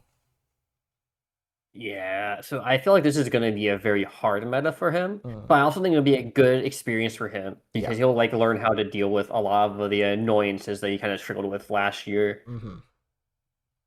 I do feel like the tough part is that they are shorter sets, and France is used to like these first to 20 like minimums, right? They do first Yeah. to 50 leagues. It's not his comfort zone. And even if it's not his comfort zone, it's not like he did poorly. He only had like No. one crazy outlier set, which was like the Ryder like 4-5 loss. Oh, yeah, but sometimes you just accidentally throw against someone, I guess. Yeah. Like I think every top player had to throw that year. Like to just Yeah. like some random player. No, that's right. It'll just happen to all of us, and happens to him just the same. But generally, yeah, he is very consistent. Against like sort of more of the mid-level players, his consistency just carries him through most of the time. Like um he won't be upset by other players that often. It felt like the only mid level because at the time I think everyone last year considered Koopary around mid level. Hmm. Hmm. Like that was his only bad mid level matchup. Yes, yes, And nowadays people consider Koopary at the like the in the top level, even if it's on like the bottom side. Like it's yeah, still top level. yeah. So now he just like So beats all the mid-level players really. Like Huku's very consistent. yeah, and even then, like some of the top players still struggle with him significantly. I Yeah. think if Hiku, let's say, ended up at like spot 11, like who's gonna want to pick Hiku as their matchup, right? He's gonna go to like last pick. Yes, exactly, exactly. So I think he is really strong. I see him making so many top cuts, making top eights, even top fours. Yes, I'm seeing that too. I think a smaller part of his arc that I'll quickly throw in is the fact that he was learning to transition into playing not just keyboard. He Yeah. used to have a lot of discomfort with controller, but he's been working on that. And if that means that he also gets to participate and play better in some of the Switch tournaments, I can see him getting more points from that too. Yeah. This is tough for me to predict because if we're talking pure skill level, yes, he's in top 12. Hmm. But last year, like he barely eked in enough points so he didn't have to, so he could pick his opponent. Yeah. Yeah, it's tough So for him. There's a lot of cognitive load, and it's mentally draining having to deal with so many responsibilities on top of participating. So, it could hinder his gameplay. We'll have to see how it pans out. it's either just maybe he just doesn't get enough points this time because he has to like just run so many things. Yeah, that's right. Like you don't know like if we'll have as many community events, right? Because before we had Carbuncle Corner, so you could get points there, Yeah, but that is no longer happening. Copa Luna should still exist, but yeah. his time zone is not great for No, it. that's right. Time zones are tough. He'll at least have the Sega events he could enter, so Yep, like those are worth a lot of points. that's true. Yeah, if you can place well in the Sega events, it will make a big difference. Those events are meaty when it comes to point potential. Yeah. So I'm gonna have faith. I'm actually gonna agree with Dan in chat here, who says I think people underestimate Hikuni might compete for the top this time if he competes If he competes seriously. seriously. I think that's what we're both hung up on at the moment. Yeah, I'm going to predict that he will make top 12. I think he's gonna be like I'm gonna if I had to pick a number, I'm gonna say like 7 or 8. Yeah, I think yeah, he'll be like I think he will make it because he's good enough to get points. yeah. It just really depends on how much he can play. If he gets more. Yeah. Yeah, because when you're worn down, your gameplay just like it's tough. It's tough. I feel I for think him. it's like I hope he gets a I don't better think like. it's that much worn down. Oh I think yeah, for me it's just like the time of like how much he can play. you Like think that's the so? big question mark for me. Yeah. He played really well like last year for someone who didn't have time and like so much mental load. That's true. Yeah, I guess it's just a matter of like, I hope he doesn't burn out along the way because we had that dip from Void last year as well when he did burn Yeah. out, and then he was like, "Now I'm playing awful," and he couldn't get make top cuts. That's why I overtook him in the points ranking because he just wasn't able to perform. So I hope that doesn't happen No, to Hiku. I hope.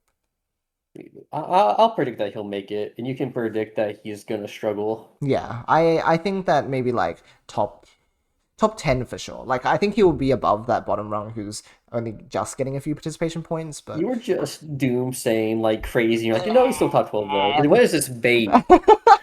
I'm trying to be I practical thought you were here. about to. I thought you were gonna be like, I don't see him making top 12 because he knows there's gonna be all this mental load. He That can't would play just as be much. And then you're like, completely oh, top 10, denouncing his not top 10. skills. I believe in Hiku. He's a strong player. He's just got a lot going on. All right, that's fair. And then should we go to the player that Hiku thinks might be the strongest player in France? It's AOD Angel of Diamond. Yes, that's right. Hiku has said repeatedly that he believes AOD actually is the strongest French player. Very interesting comment. I think part of that is from their practice sets where AOD apparently wins a lot of them. Hmm. But to put it in like comparison, I feel like AOD's mental kind of holds him back, but Hmm. Hiku has the much stronger tournament mental. Yes, yes, I reckon so too. Nerves is a big defining factor behind AOD's gameplay. I agree. It's really tough because when he feels it, he plays really well, Hmm. and when he doesn't feel it, it's rough times. Like he had to take a mental break from tournament, which is completely valid, Yeah, yeah. but it does make it a lot harder to qualify, right? Because you just don't get as many chances. But Yeah, he didn't make them exactly. count. That's the thing as well. Like, if you're not consistent in performance, you really have to like let your performance shine in the moments where you are playing, and that's sort of what he ended up doing last season, where he got in because some of his performance were just completely above and beyond expectation, right? Like, he'd make really, really deep bracket runs, and he'd defeat players that even the top players would struggle against sometimes, but again, if he has a few tournaments where he drops the ball, then that limited participation is going to make it really difficult.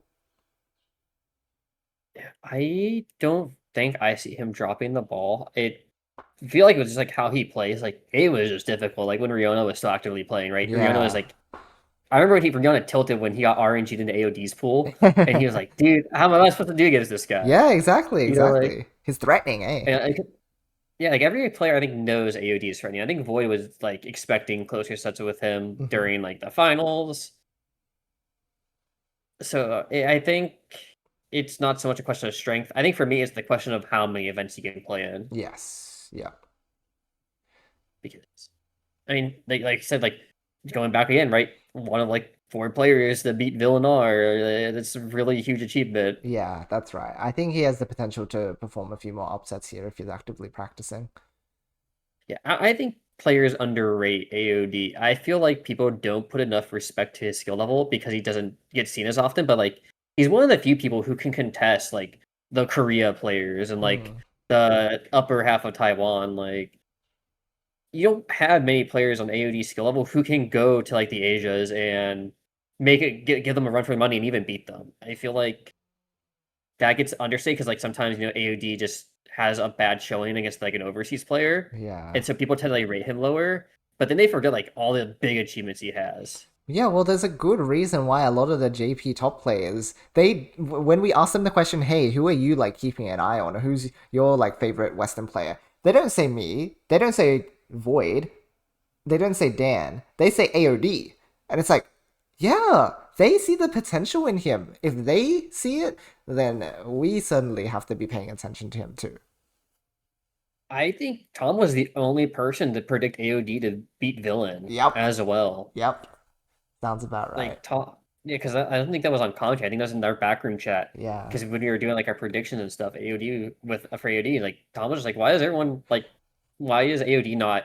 I think Tom even said like, why wasn't AOD not in top four, Yeah, like of right? the rankings? And we had to explain like AOD just gets like very nervous. Like Yeah. Tom thinks this guy is a world contender. Like he should be go to Japan and compete with Yeah, Japanese players, yeah.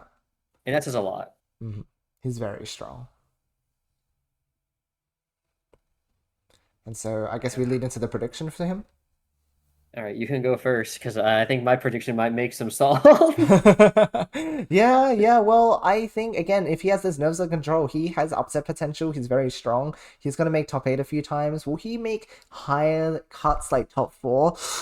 Nerves, man. That's a really hard question. Maybe now and again, but I don't see him getting too under control of it just yet. His consistency is probably gonna fluctuate. So he should make top 12 overall, because I believe he'll get some placement points. But I don't know if he's consistent enough yet to reach, like top 6. Not so sure.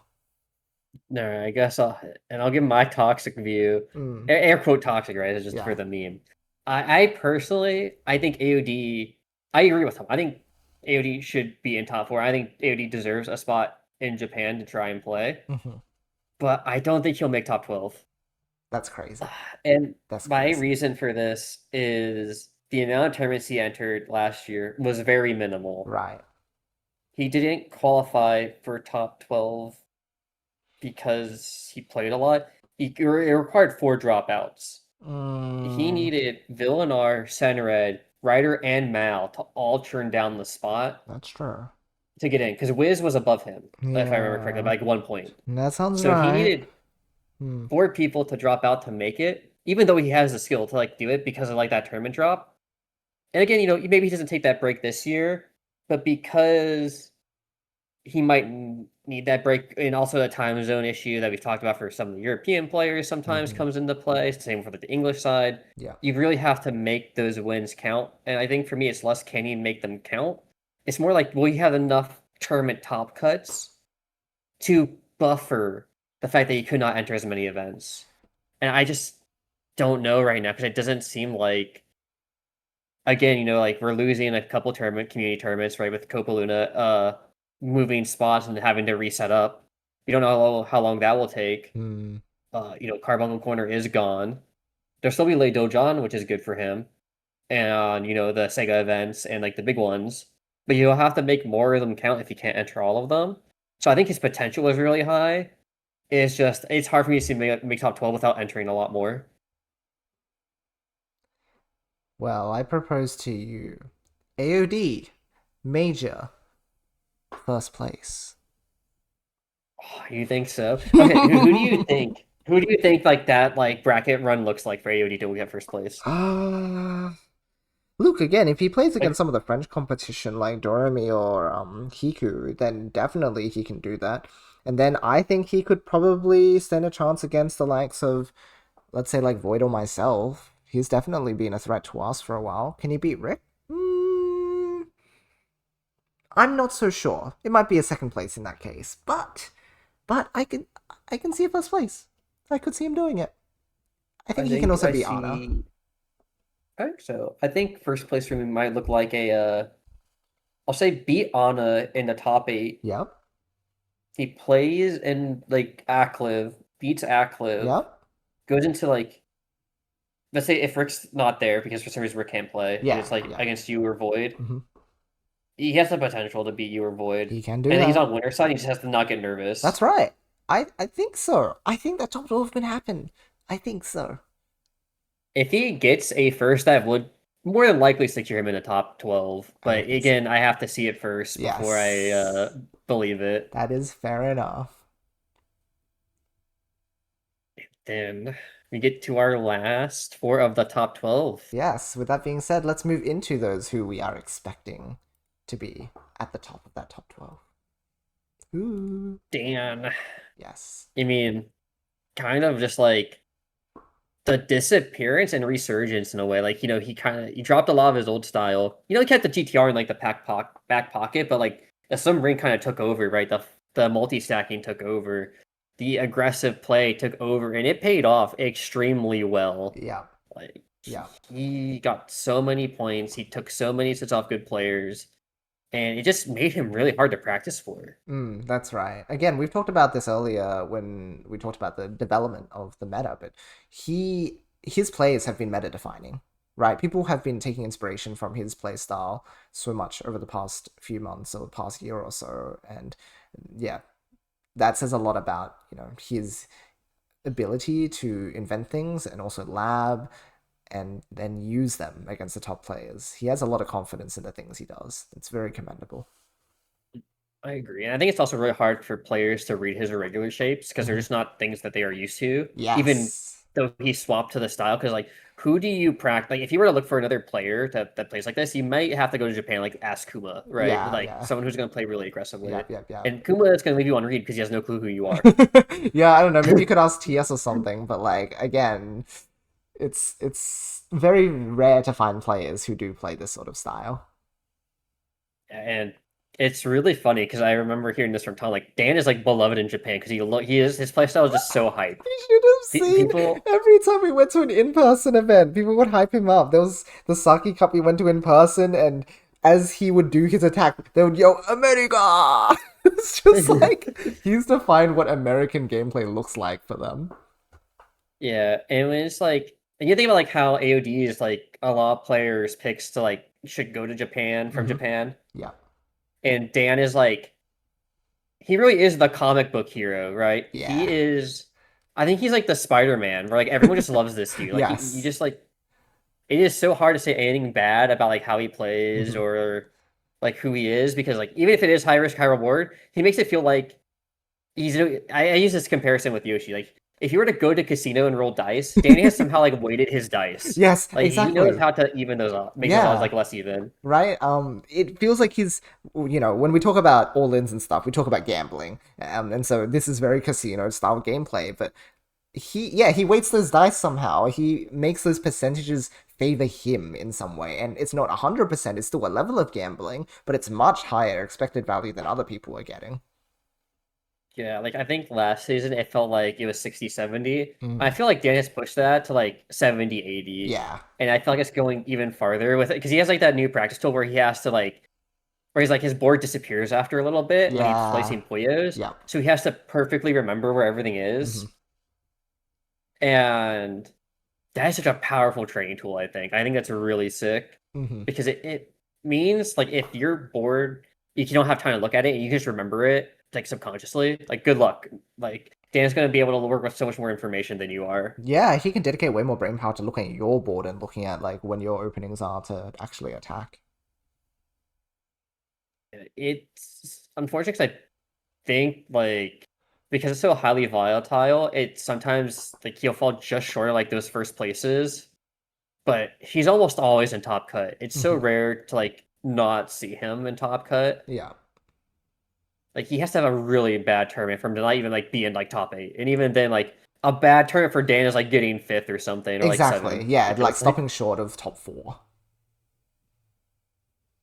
oh my gosh, yeah, I think the only player who probably could outspeed Dan is probably Rick. Yeah. And like Senred just plays super good defense, so like Senred Yeah, is like kind of the opposite. potentially. It's like, oh yeah, I'll take the attack and I'll just dig down with like a seven. Like Exactly. Yeah, that's right. But yeah, on the topic of like also, yeah, maybe Rick can outspeed him. I think also Dan's playstyle lends itself to being one of the only players who could keep up with Rick at this time.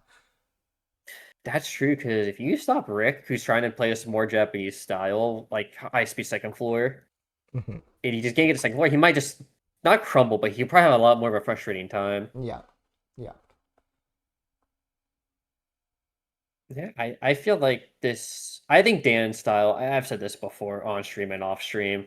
I think Dan's style has the best chance of taking sets off Japanese players right now. Hmm. Hmm. I think AUD is maybe the best traditional player given Mm. like the opinion, Yeah. but I think like the sets we saw with Delta in Japan just give me a lot of confidence. Why didn't win those rounds? He kept Delta at the top of the board a lot of the time. Yeah, that's right. I think the only thing that was limiting him was that he didn't like finish off Delta, but a lot of the time he had gained advantage. So there's a lot of hope in his playstyle. Yeah. So honestly, I think I predicted top six. I'm actually gonna change that. I think it's top four. I think because I was thinking about Ooh. that and Okay. thinking about like Acliv and some other players, Mm. and like I think Dan Styles is really good in this meta. I think he'll be top four in rating points. Okay, yeah, I'm still gonna stay with like top six prediction because, like we said, there's always potential for people to shift the meta over time. Like maybe halfway through the season, people will find a way to work around it. And I believe in our players in our community to get inventive and find ways around Dan. And maybe Dan will then just counter and find another way around. But I think somewhere in the middle, hopefully, there are some people who manage to break down what he's been able to put up for the time being. I mean, it's also for my sake because I want to be able to play against his play style. But like, even though currently he's doing well in this meta, it might not last for the whole season. And as a result, we'll have to see if he can keep up with the changing tides. I think for me is I just feel like a lot of players below him will just struggle. I think Hiku will struggle with the style. I think Mm, Ana is trying to learn parts of it, yeah. but I think Dan is a better grasp. I think Koopary is gonna have hard time because like Koopary kind of like wants to play that second, third floor. Hmm. And you think about like some of the other players like Wiz, Frimeka will struggle. I think some people outside the top 12, it's Hmm. like I don't know how well Gabriel will do against that. I don't know how well KZN will do. I don't know how Doremy, I think, gets frustrated by it, Yes, that's like right. Yep, yep. It is a frustrating style. yeah, and it really depends like if Cliv how much like Cliv has practiced too. Yeah. And you I Hmm. feel like Dan has a good chance. Yeah, I think so too. And yeah, pretty much to close off this section, I'm gonna quote Rising, who has quoted who was it? Yeah, Tom, who goes, "Tournament is casino. Let's gamble," and that really speaks to Dan's playstyle, I think, and why a lot of JP players love Dan. Yeah. Yeah. So speaking of your friends and people who are loved, Cliv, your bestie. Oh, yay, my bestie, my great. Oh no, he's gonna beat me up when I encounter him in the bracket. Oh no, it went 4-5. Oh, dead. Yep, okay, I'm dead. Would you like to say more? Is that your only introduction for Cliv? Well, look, the reason why he's able to do this is because he is so calculated. We talked about this in the retrospective, and the thing is, his playstyle really hasn't changed from there. He's just gotten better at it, right? He's very consistent. His chain length remains similar. His speed is even consistent. It's actually not as high as the likes of someone like Rick or even myself, but the reason why he ends up winning is because sometimes I will make a hasty decision, and with his very calculated and consistent playstyle, he will be able to defend. And that's really his mark. He is one of the best defensive players of our current top players, right? Super calculated, knows Yeah. his damage outputs, knows exactly how much he needs to defend, knows when he has the advantage.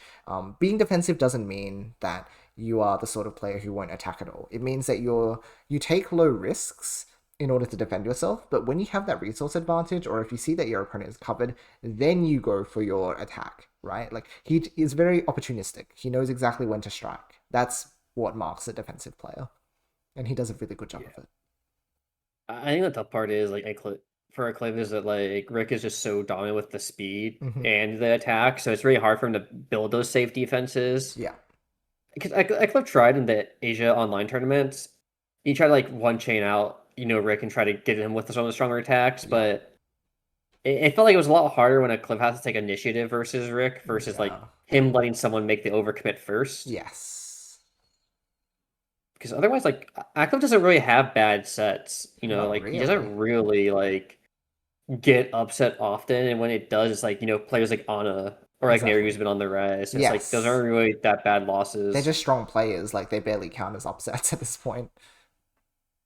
Yeah, I think his decision making though is probably his biggest thing that like makes up his speed. Kind of like similar to myself. Like we might be Yes. slower, but like the way we look at our opponent's board and our board, it kind of carries the lack of speed.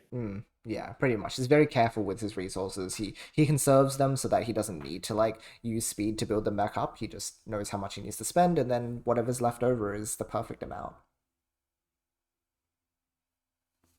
Agreed. I think there's not much for me to say about Acliv. I think he's gonna make it like top 12 for sure. Hmm.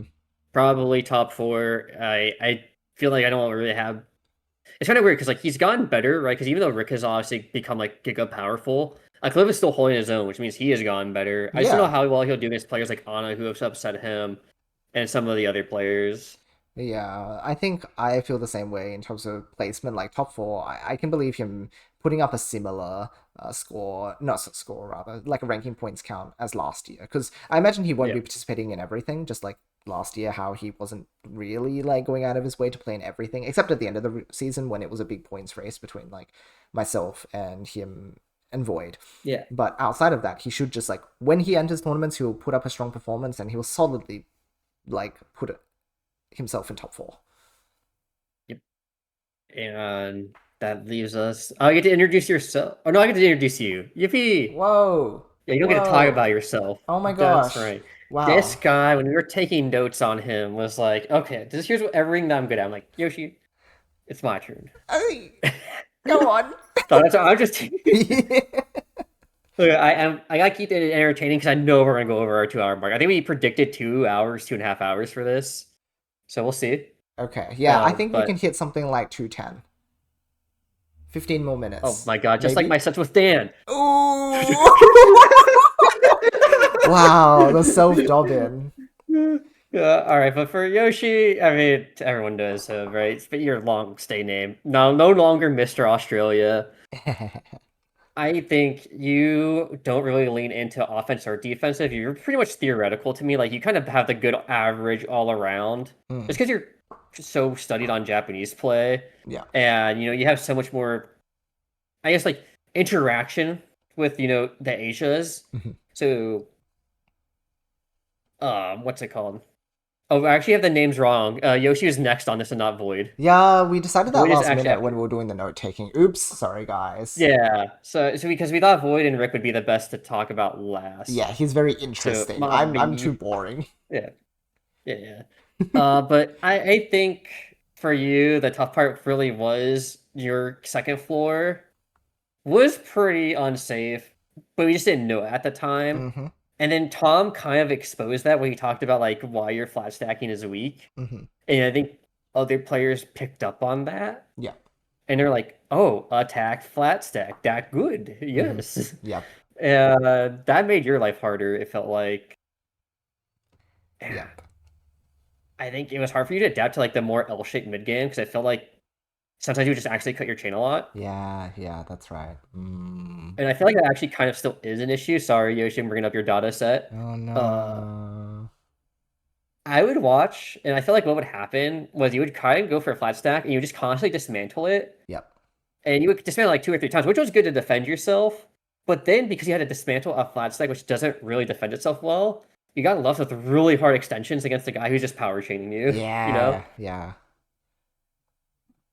I'll let you defend yourself now if you want to say anything about that. No, yeah, pretty much you've hit the nail on the head, right? Like I've always followed a very theoretical Japanese style, and the problem is I'm sort of like looking to mimic the highest level of JP play because I'm like, oh, if I can reach up towards that point, then I will be impossible to like attack because oh I can do the defense and also I'll catch you off guard and I'll do something really aggressive. But that's mimicking like S class play. And the thing with S class play is that they have that sort of mutual respect is the wrong word, so like don't take that word as like the one I mean. But they sort of respect each other enough to not do those attacks because they're so good at the game that if they were to do those early attacks, the other player should theoretically, again we're playing very theoretical here, should be able to take advantage, right? Using that resource spend is theoretically not good. You will fall behind, right? But because Yeah. I'm not at S class level, if people start doing that against me, like people from the Western scene do that against me,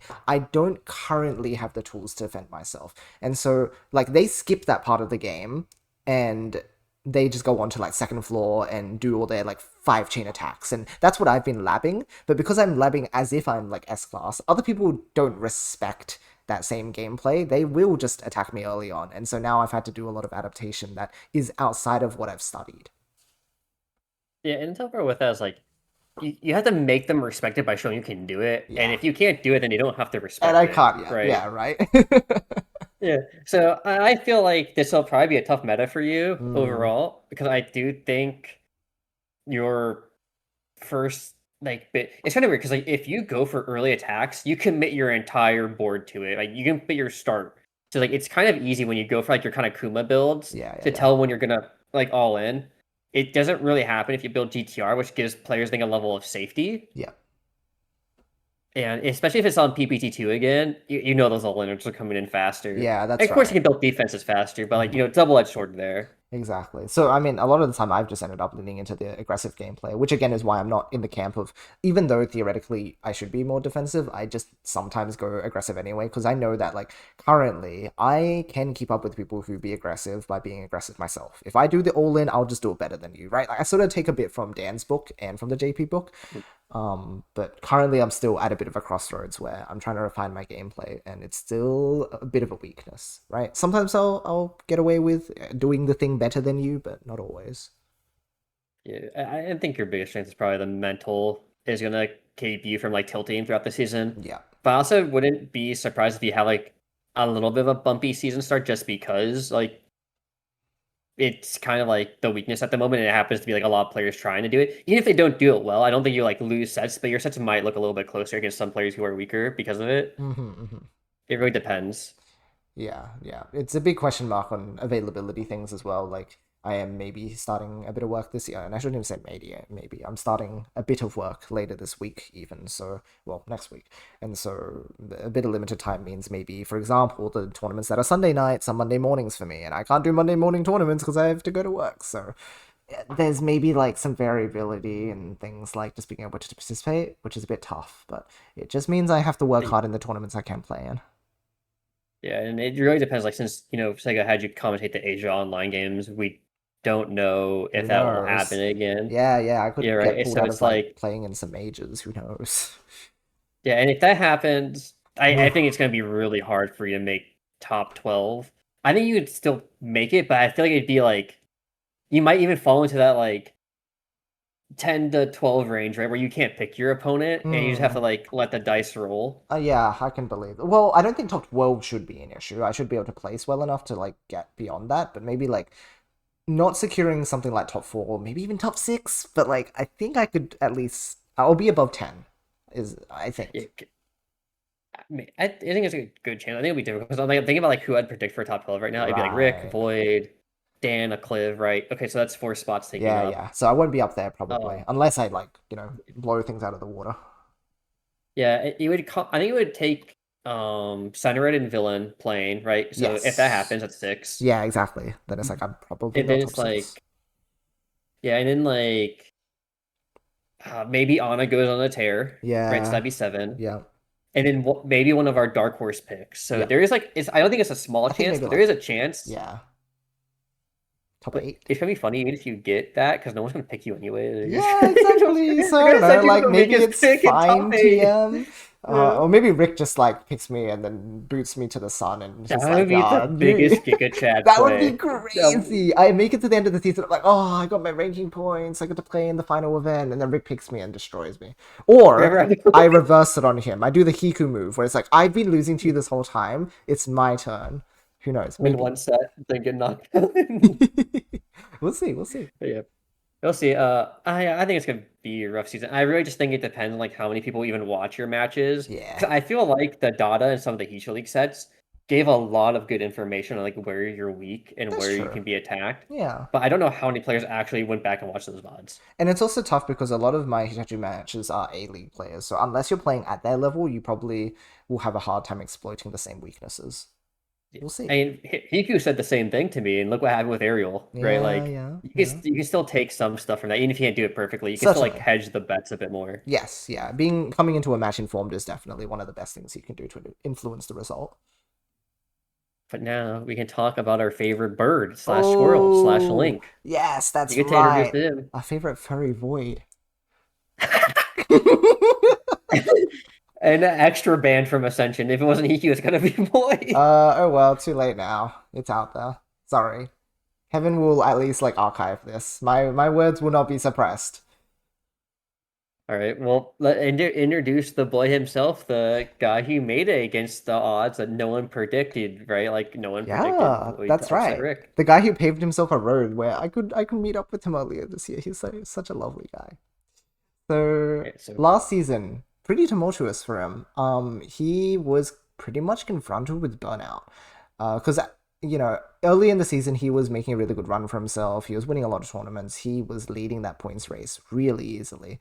And then in the middle he was playing here and there, but over time you could tell that there was a bit of diminishing to both his gameplay and also his mental state, and it was really hard for him. And so by the end of the season, he kind of just chose to drop the ball, right? Like it wasn't just a matter of, oh, I'm playing bad because my mental's bad, but he decided to let go of it a little bit, which was healthy for him. But what he ended up doing instead is he pivoted away from that usual game plan he'd been applying for the past few years, right? So that's sort of like, oh, I was brought up on like Western meta, where we brought in those like two double attacks and things like that. The stuff that sort of started to fade away, but he still hung on to it. He is a bit more of an aggressive player, and he's always hung on to that. But nowadays, he is taking on a few new things, right? New endeavors. So he finally put some focus onto solo practice after, denying doing it for the longest time. And I get why. Like, all of us get why. We just want to play the game. We just want to hop in ranked and play. But, he put that solo practice in, and he started labbing shapes. And his tailing now is, like, superb. He can do so much with it. So it's really starting to pay off. But the important thing is that his decision-making was already strong. But now that he has more shapes he can pull out, he can now use those strong decisions even better than before, right? You give yourself options so that you can choose from them. Yeah, I think Void is just so good at understanding how much damage he needs to do and how much he needs to defend with. Because I feel like when players play Void, they can make like the right decisions, like, oh, I need to defend this and I need to make this much, but they don't realize that it's just short of damage. So while it can still be a right decision, it's still wrong because you don't do as much as you actually need to. And Void makes it really hard to understand like how much you should be doing. I also think his break was really smart because it let him reset, it let him like kind of come back better and kind of give him that focus he probably needed help with for the finals. Yeah, that's right. And then, he crushed it, right? Like at the end of the day, whatever he did to take that break it ended up working for him. And in fact, after those finals, I know he was talking about not being so certain about continuing to pursue competitive for you, right? Which is understandable, that's a big peak to hit. But I think he's been working around in the off season a little more quietly. Sometimes it's just like in ascension, but he's doing that. He's continuing that labbing, continuing that practice, and I think with a fresher mindset towards the game and the sorts of options he's now opened up to himself by learning these new shapes, it's made the game a bit more interesting again, which is the important thing, right? We at the end of the day, we play this game competitively, but we do it for fun. Yeah, but I think Void is a good vibes player, and I think when he's enjoying himself, he's the scariest. Yeah. And good luck, because I think Void's gonna top four this year. Yep. I don't see him really losing because That's I think right. he's just super good.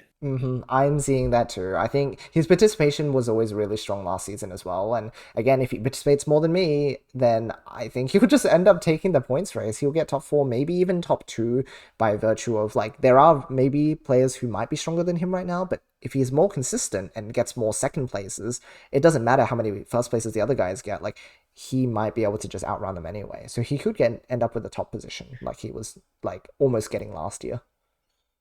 Yeah, I think even if he decides like not to enter as many tournaments, like kind of keep himself chilled out and just only enter the big stuff, like Yeah. I still see him making top four because it's just like Top four for sure. Yeah. really hard to see who beats him for me. Like other than like maybe like Rick, maybe Dan, maybe Villain or Senred. Yeah. Actually, maybe not even Villain, maybe just Senred if they enter.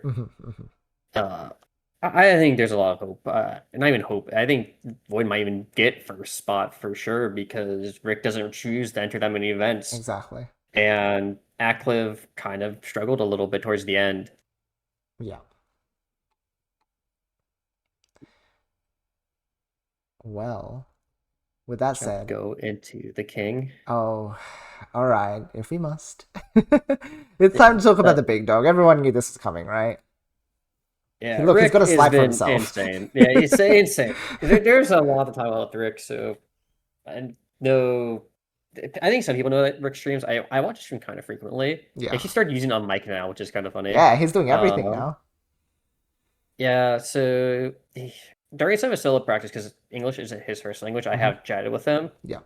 and he's talking about like wanting to learn shapes, and so he will like go into like official challenge and just like try to camp the top as much as possible with like one or two chains, like trying to pick out like what options are best or which ones he doesn't like, Yeah. and he'll do that, and then he goes into a set with Saki like right after, Yeah. and then he'll just like play other high level Japanese players. Hmm. He went like 16-20 against Yuki, Hmm. and Yuki like was kind of playing a little bit loose. But then like Yuki realized like, oh my god, wait, this guy's kind of for real. And I Yeah. started try harding towards the end of the Exactly. set. Right. I mean, Rick also like the first overseas player to reach 3,500 on Switch, and like everyone just seems to believe like he is like the second coming of like a extreme player. Yes, yes, I think so too. I mean, I think I've said this on my own stream before, but just to like put that into context for people, like between Acliv and myself, and we're sort of active on, let's say, like PPC ranked for Switch. 3100's already good for us. That's maybe our baseline. 3200's pretty good. 3300, I think Acliv said he's like never reached. I've only reached it like twice ever. So 3300, right? No, Rick has gone 3400, gone beyond that, and now he's at 3,500. That's crazy. It's insane. He's so good. And that's first to He's like twos. always playing. Mm-hmm. Yes. Like no consistent versus twos too. So like Rain is not everything, but the amount of practice he gets with like the Japanese pros and other stuff is like very valuable. Yeah, that's right. It's clearly paying And off. he even it is, and like, dude, I remember he told me like he chose to sit out like the Asia games because he's like, I'm just not good enough yet. I Yeah, don't want to that's enter right. I until I'm just want to stronger. train. I just want to train. It's like, what? You're already this strong. What are you talking about?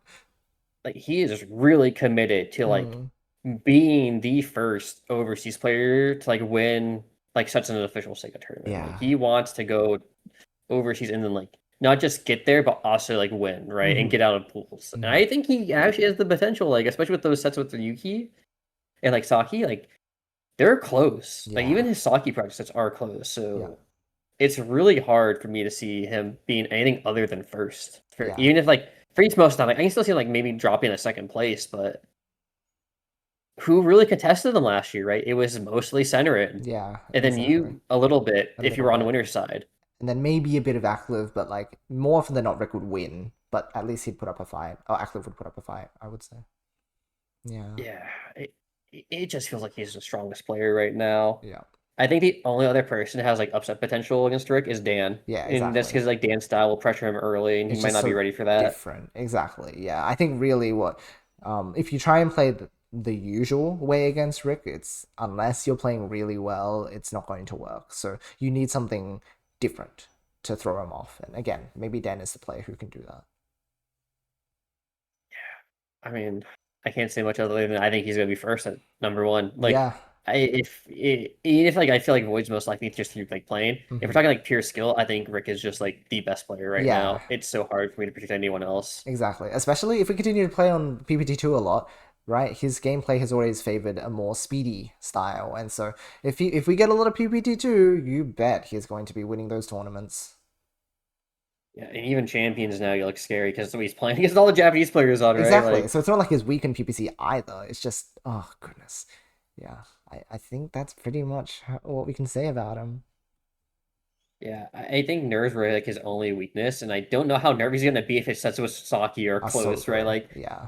I feel like if you're like oh, I can hold my own against Yuki and Saki and like Delta and all them. Mm. I don't know if players like Hiku will scare him anymore, right? Yeah, yeah. That's the thing, right? Like nerves were an issue I think before because he was being like there was potential to lose. Is there potential to lose Yeah. when you're this good anymore? I don't know. If maybe he's in his own head. We don't know enough about his mental because of the fact that there's that language barrier. But maybe not anymore.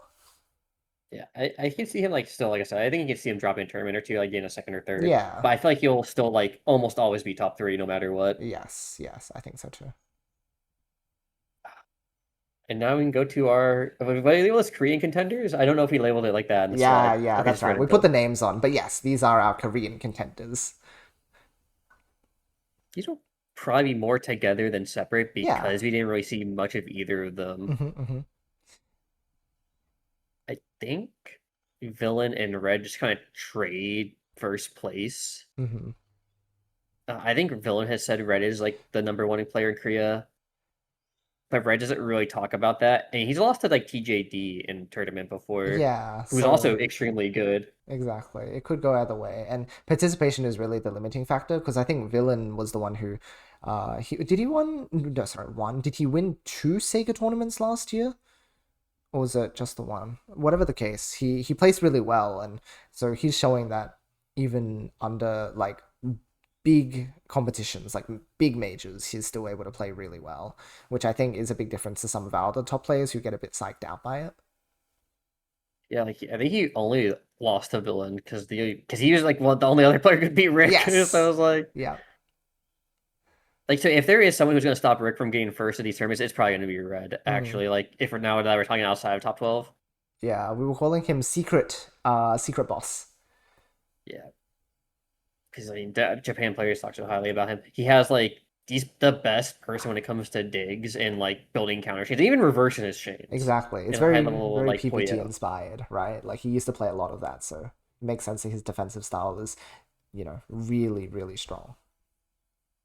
Yeah, like the last time we saw Red lose to anyone was KZN back during Rising Poyo's existence. That's years ago. Yeah, yeah.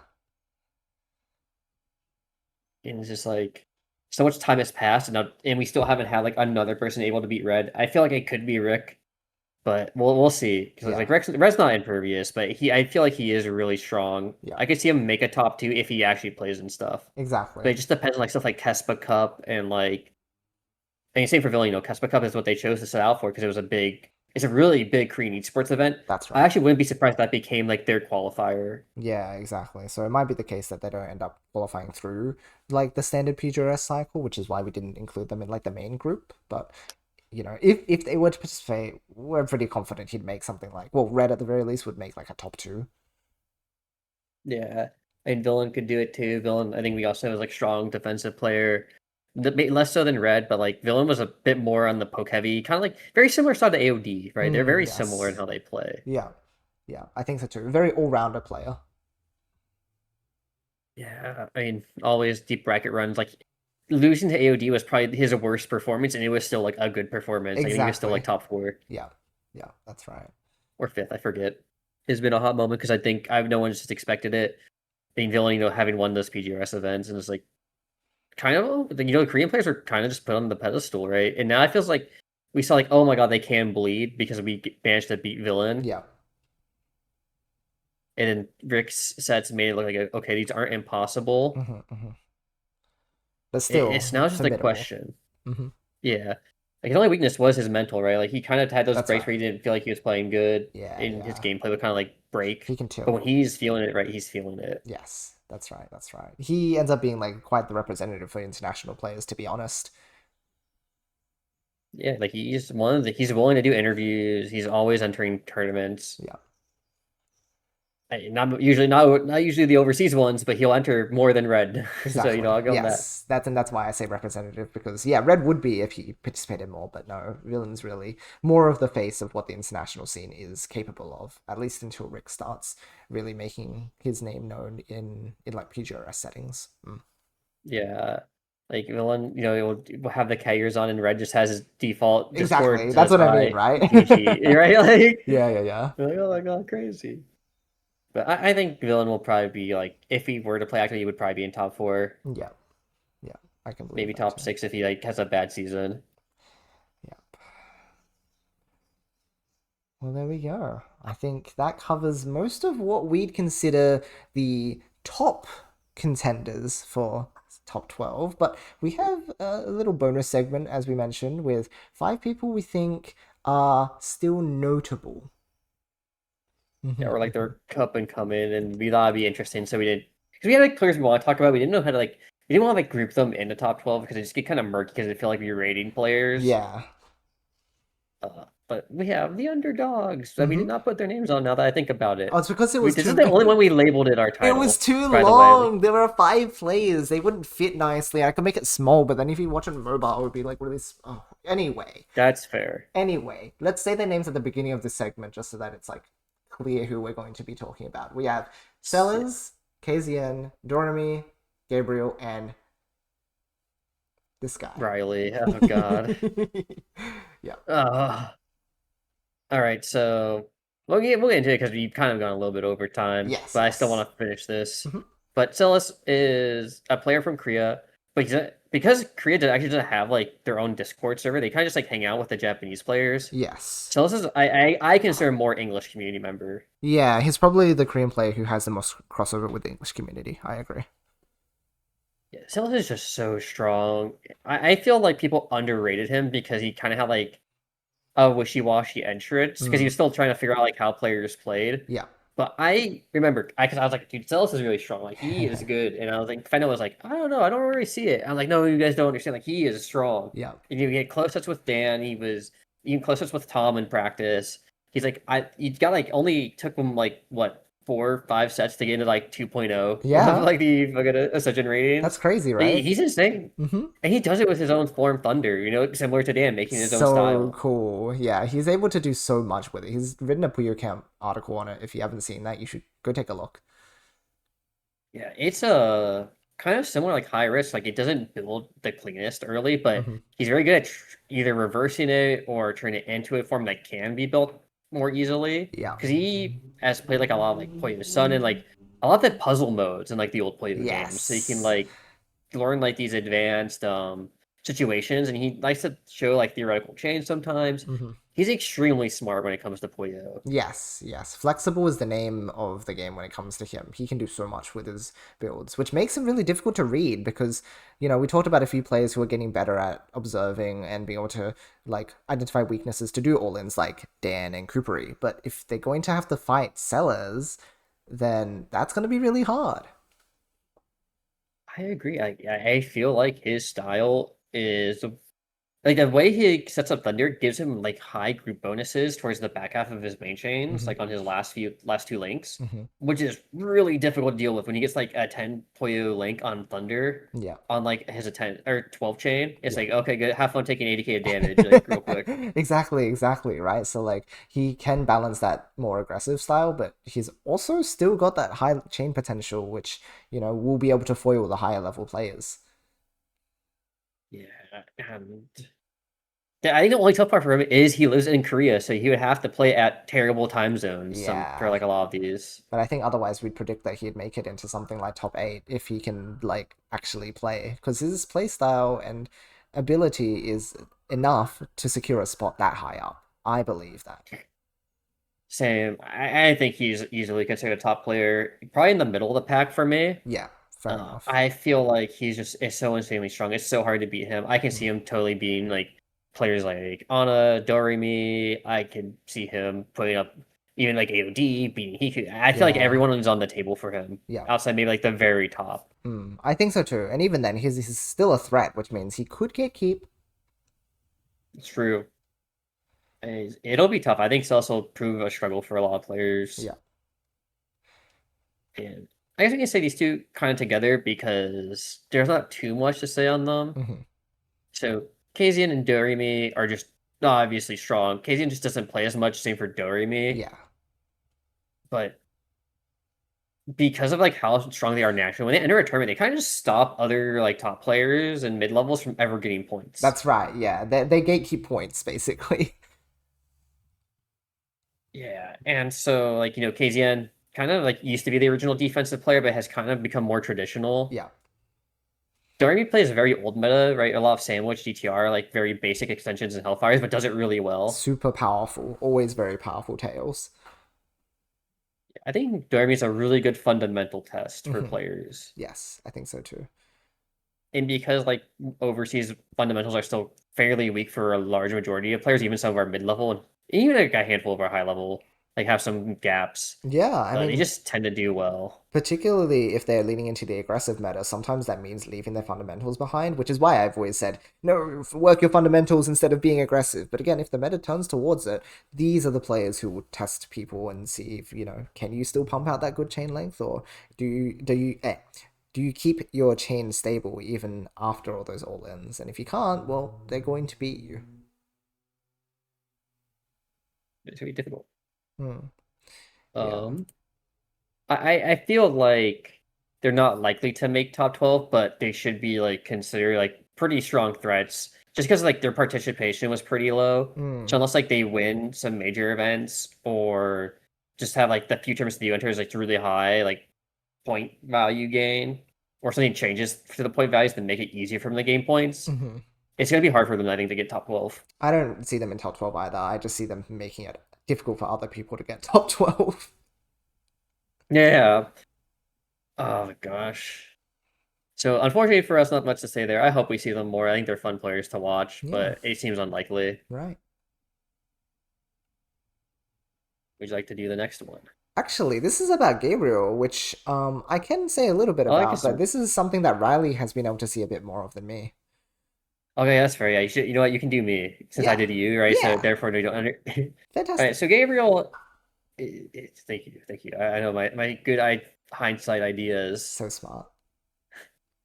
So Gabriel, I think, is an interesting player. He kind of reminds me of the France meta. He plays strict, tends to play mainly focused on main chain. I don't think he has the same issue as Frimeka. At least not to the same extent. Where like sometimes his attacks just like are very honest and they don't really always help him. I think his style is very good for players like Dan, where he just plays so efficiently that Dan has to like really find the weaknesses. But he kind of struggles. Like he gets nervous. But I think it's more so like he doesn't have the strength in his attacks. Like he lost to wilted petals Mm, in like a kind of lopsided set. yeah, and if we're like really placing him to like the point where if he might be able to take top 12, then that's not the sort of matchup that you want to be losing. Yeah, because he almost like lost to Marquez. He had a very close against Ana. Mm, And I think part of that comes from like he looks at things at very raw skill level. Like he likes his spreadsheets. He likes to yeah. like try to pick things apart. Hmm. But I feel like he gives up the human variable too much. Yeah. Like for someone so analytical, I think you have to kind of like expect more variance. Yeah, exactly. That's right. I was saying that he was sort of akin to Hiku. Like Hiku also loves to run the numbers and things like that, but Hiku also runs a lot of simulations and things, which then accounts for that variability. Whereas Gabriel maybe a little less so. Yeah, I don't think Gabriel really accounts for it. I think it kind of bites him in the butt Hmm. because I think he is very strong, but I think he also just can lose really easily. Like I've taken sets off Gabriel versus, and I think I'm much weaker than him, like efficiency wise. Right. But it's just because like if he tries to do more aggressive attacks or he gets kind of like sloppy because he Hmm. just doesn't expect much from you, like you can just steal sets from him. Yeah. I do think he has like solid fundamentals though. Yeah, it's sort of like Doremy style where, yeah, those fundamentals are going to carry a bit, and, so every now and then that two double will come out, and if you're not expecting it from him, you are going to just lose that round as well. So overall, he's got a pretty good shot. Yeah, I guess like I think like he can make top 12. I just feel like it might be similar to Wiz and Frimeka, where I don't know if he'll get like the upsets he needs. He might just Hmm. have to do it through participation. Yeah. Maybe less so than Wiz and Frimeka, because I feel like the potential is a little bit better for him. But again, he had to drop out of tournaments and stuff. So like as much as I would like to see him in top 12, I actually don't think he'll make it. It's going to be a tough ride for him as well. Yeah. Or, if we see a big improvement arc. But so far, I'm not really seeing that top 12 happen too.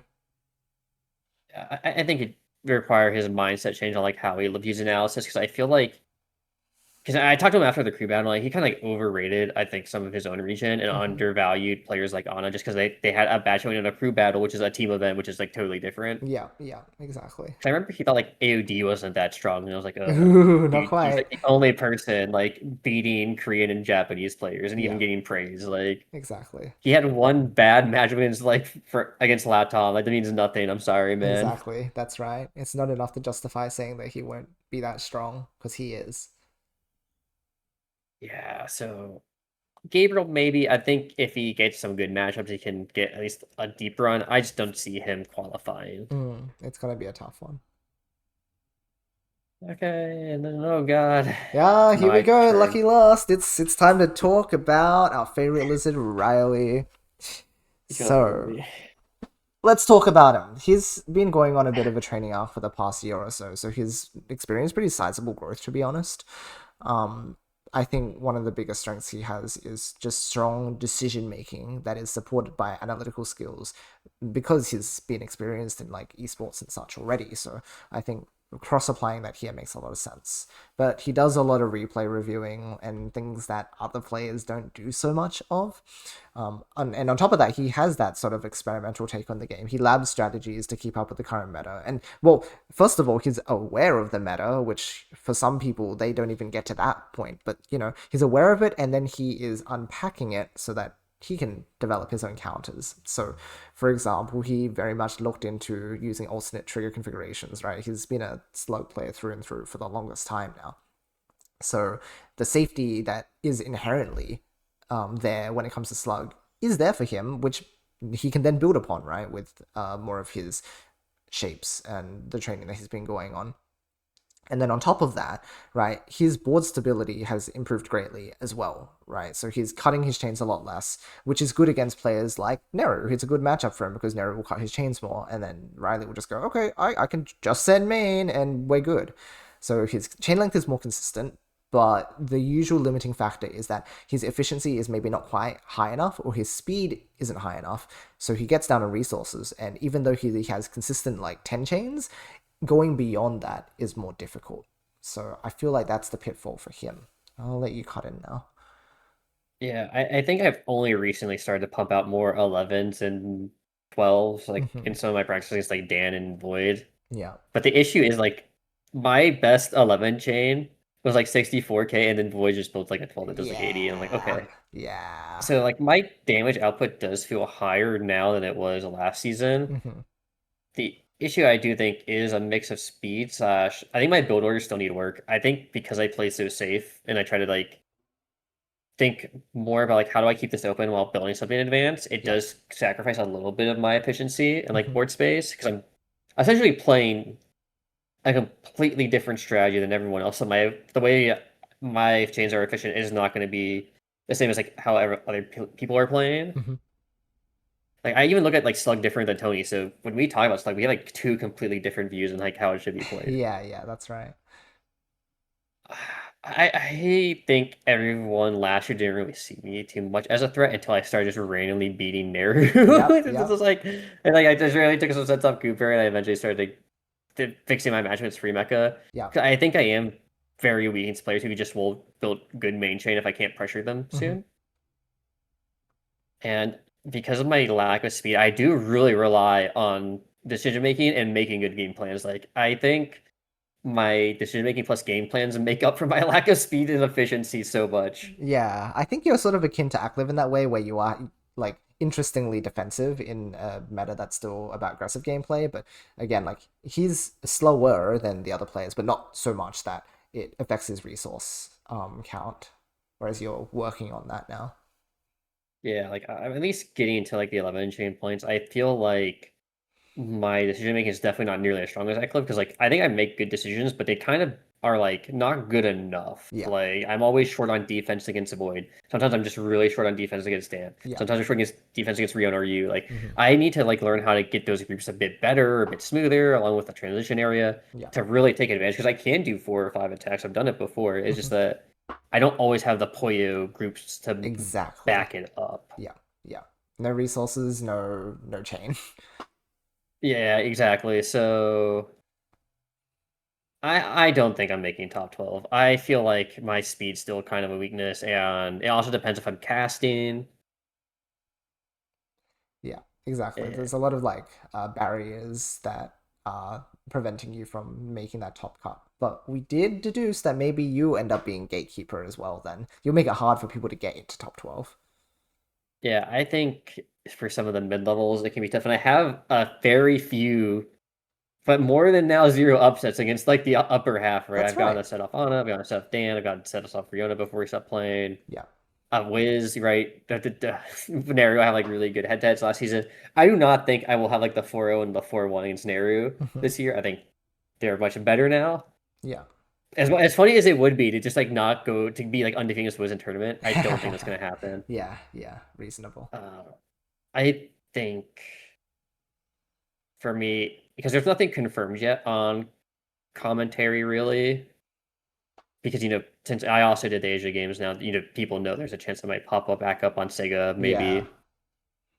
But if that happens, that means I lose out on my biggest point grab, which is the Sega tournament, where I have like probably the best chance to get points because RNG pools, plus I can Yeah. maybe get a good bracket. Exactly. And Rihanna will be casting more of the Ascension events. Like he does not want to play anymore, so he's Hmm. just gonna go full caster. But that's only one caster, so there might be times where I have to sit out of a tournament if it's just too big, or if it's too small. Even I might just have to like choose to sit out just so I can commentate. We'll see. Yeah, we'll see how you go. I don't know. If I can, I would like to make top 12, but I think for now I'm gonna be happy if I can just play upset and maybe get like a top 8, and if I'm really lucky, a Yes. top 4. Yeah, yeah. Just get a single good result would be pretty powerful, I think. Yeah, I feel like last year was a good start. I do really like my slug alternate form stuff. Hmm. I'm debating if I want to pick up a new key form actually and get rid of GTR myself because I Hmm. just feel like I'm not having as much success with it anymore. But we'll see. There's still some stuff in the works, but I think no one will predict me for top 12. I think it's going to take a little bit. Yeah, we'll see. Uh, I think that is the last of it for this session. Yeah, that's Two and a about half it. hours. Oh, Oh goodness, my god. guys. Yeah, we told you guys it was gonna be a meaty episode. We weren't lying, but golly, that went more over time than I thought. But I hope you guys As soon as I enjoyed. saw, Whew. as soon as I saw we were like an hour 45 and we had barely started, like not even the Korean section, I was like, oh, we're going to two and a half Yeah. hours. Yeah. This is not going to But be I enjoyed standard, this. I would say. I should probably say that at the very least. But yes, I had a really good time with this episode. Same. We definitely wanted to get this one out as soon as possible because the PGRS got announced. So we Yeah, didn't want to split up predictions, like because we exactly. could have done like top 12 like as one stream and then Dark Horses slash Korea as another. But Mm, because PGRS was already announced and we want to do episodes during PGRS, we yeah, just don't know how much time we'll have. So we exactly. decided to do one really big episode. Yeah.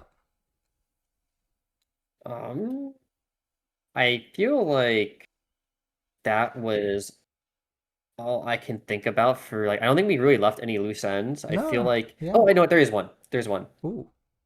There are some players like Marquez or like other people at 1.0 we did not talk about. Hmm. And the kind of feeling there was just we didn't want to do too many players and like the kind of like the bottom part of like coconut bowling kind of plays like by vibes and other Hmm. players just don't know. Yeah. These felt like the people who are most likely going to play competitively and could like do well. Yeah, I think that was an important thing because there are some people who are in the community who are like playing and improving, but if they're not going to be playing competitively, then we figured it makes sense to talk about them maybe in a different context, like crew battles and such, rather than this. So Or like for players like on Marquez who are playing competitively, it's just like there's still kind of like a lot for them to learn, or like Neko, exactly, there's still a lot for them to learn. So we just don't up and know, coming. think, or feel they'll be like top 12. Yeah, But I guess it's a little spoiler on our next episode. Gonna be a bit more chill. We're gonna be talking about crew battles because they've been happening, right?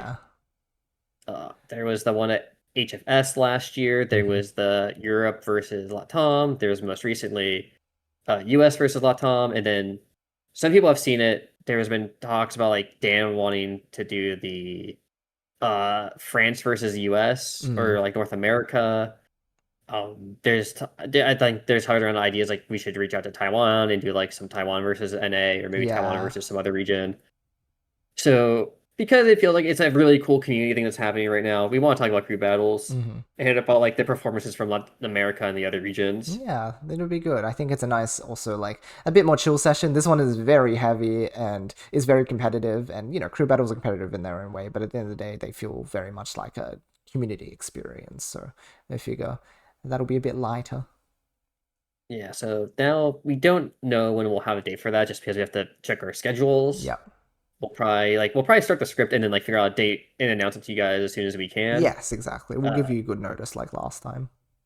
yeah, I might save our feedback form for either that announcement or the next one because we're gonna do some feedback, see what people think. I just like a small Google sheet. I just couldn't unfortunately get it done today, so Hmm. I'll just post that. or have Haven post in announcements as soon as it's done. Yeah, please do keep an eye out for that, and please also fill it out. We really have put a lot of our own into this, but if you still feel like there's more that we could do, or changes we should make, or anything of the sort, please let us know. We'd like to make this the best we can for you guys. Yep. And I think without further ado, thank you all for watching. It was great to do these. Expect them to be more, especially as Sega wants to reach out to overseas, and we also want to do that ourselves. Yeah. It's a good way to do it without the constraints of, corporation or a little bit more creative freedom. It's Exactly. nice. Yeah, precisely. Thank you once again, Riley, for joining me as my co-host on this episode of Group Bonus.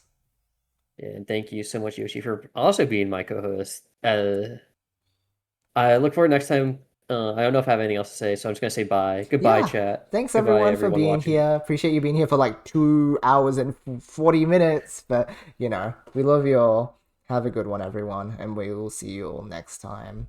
Goodbye.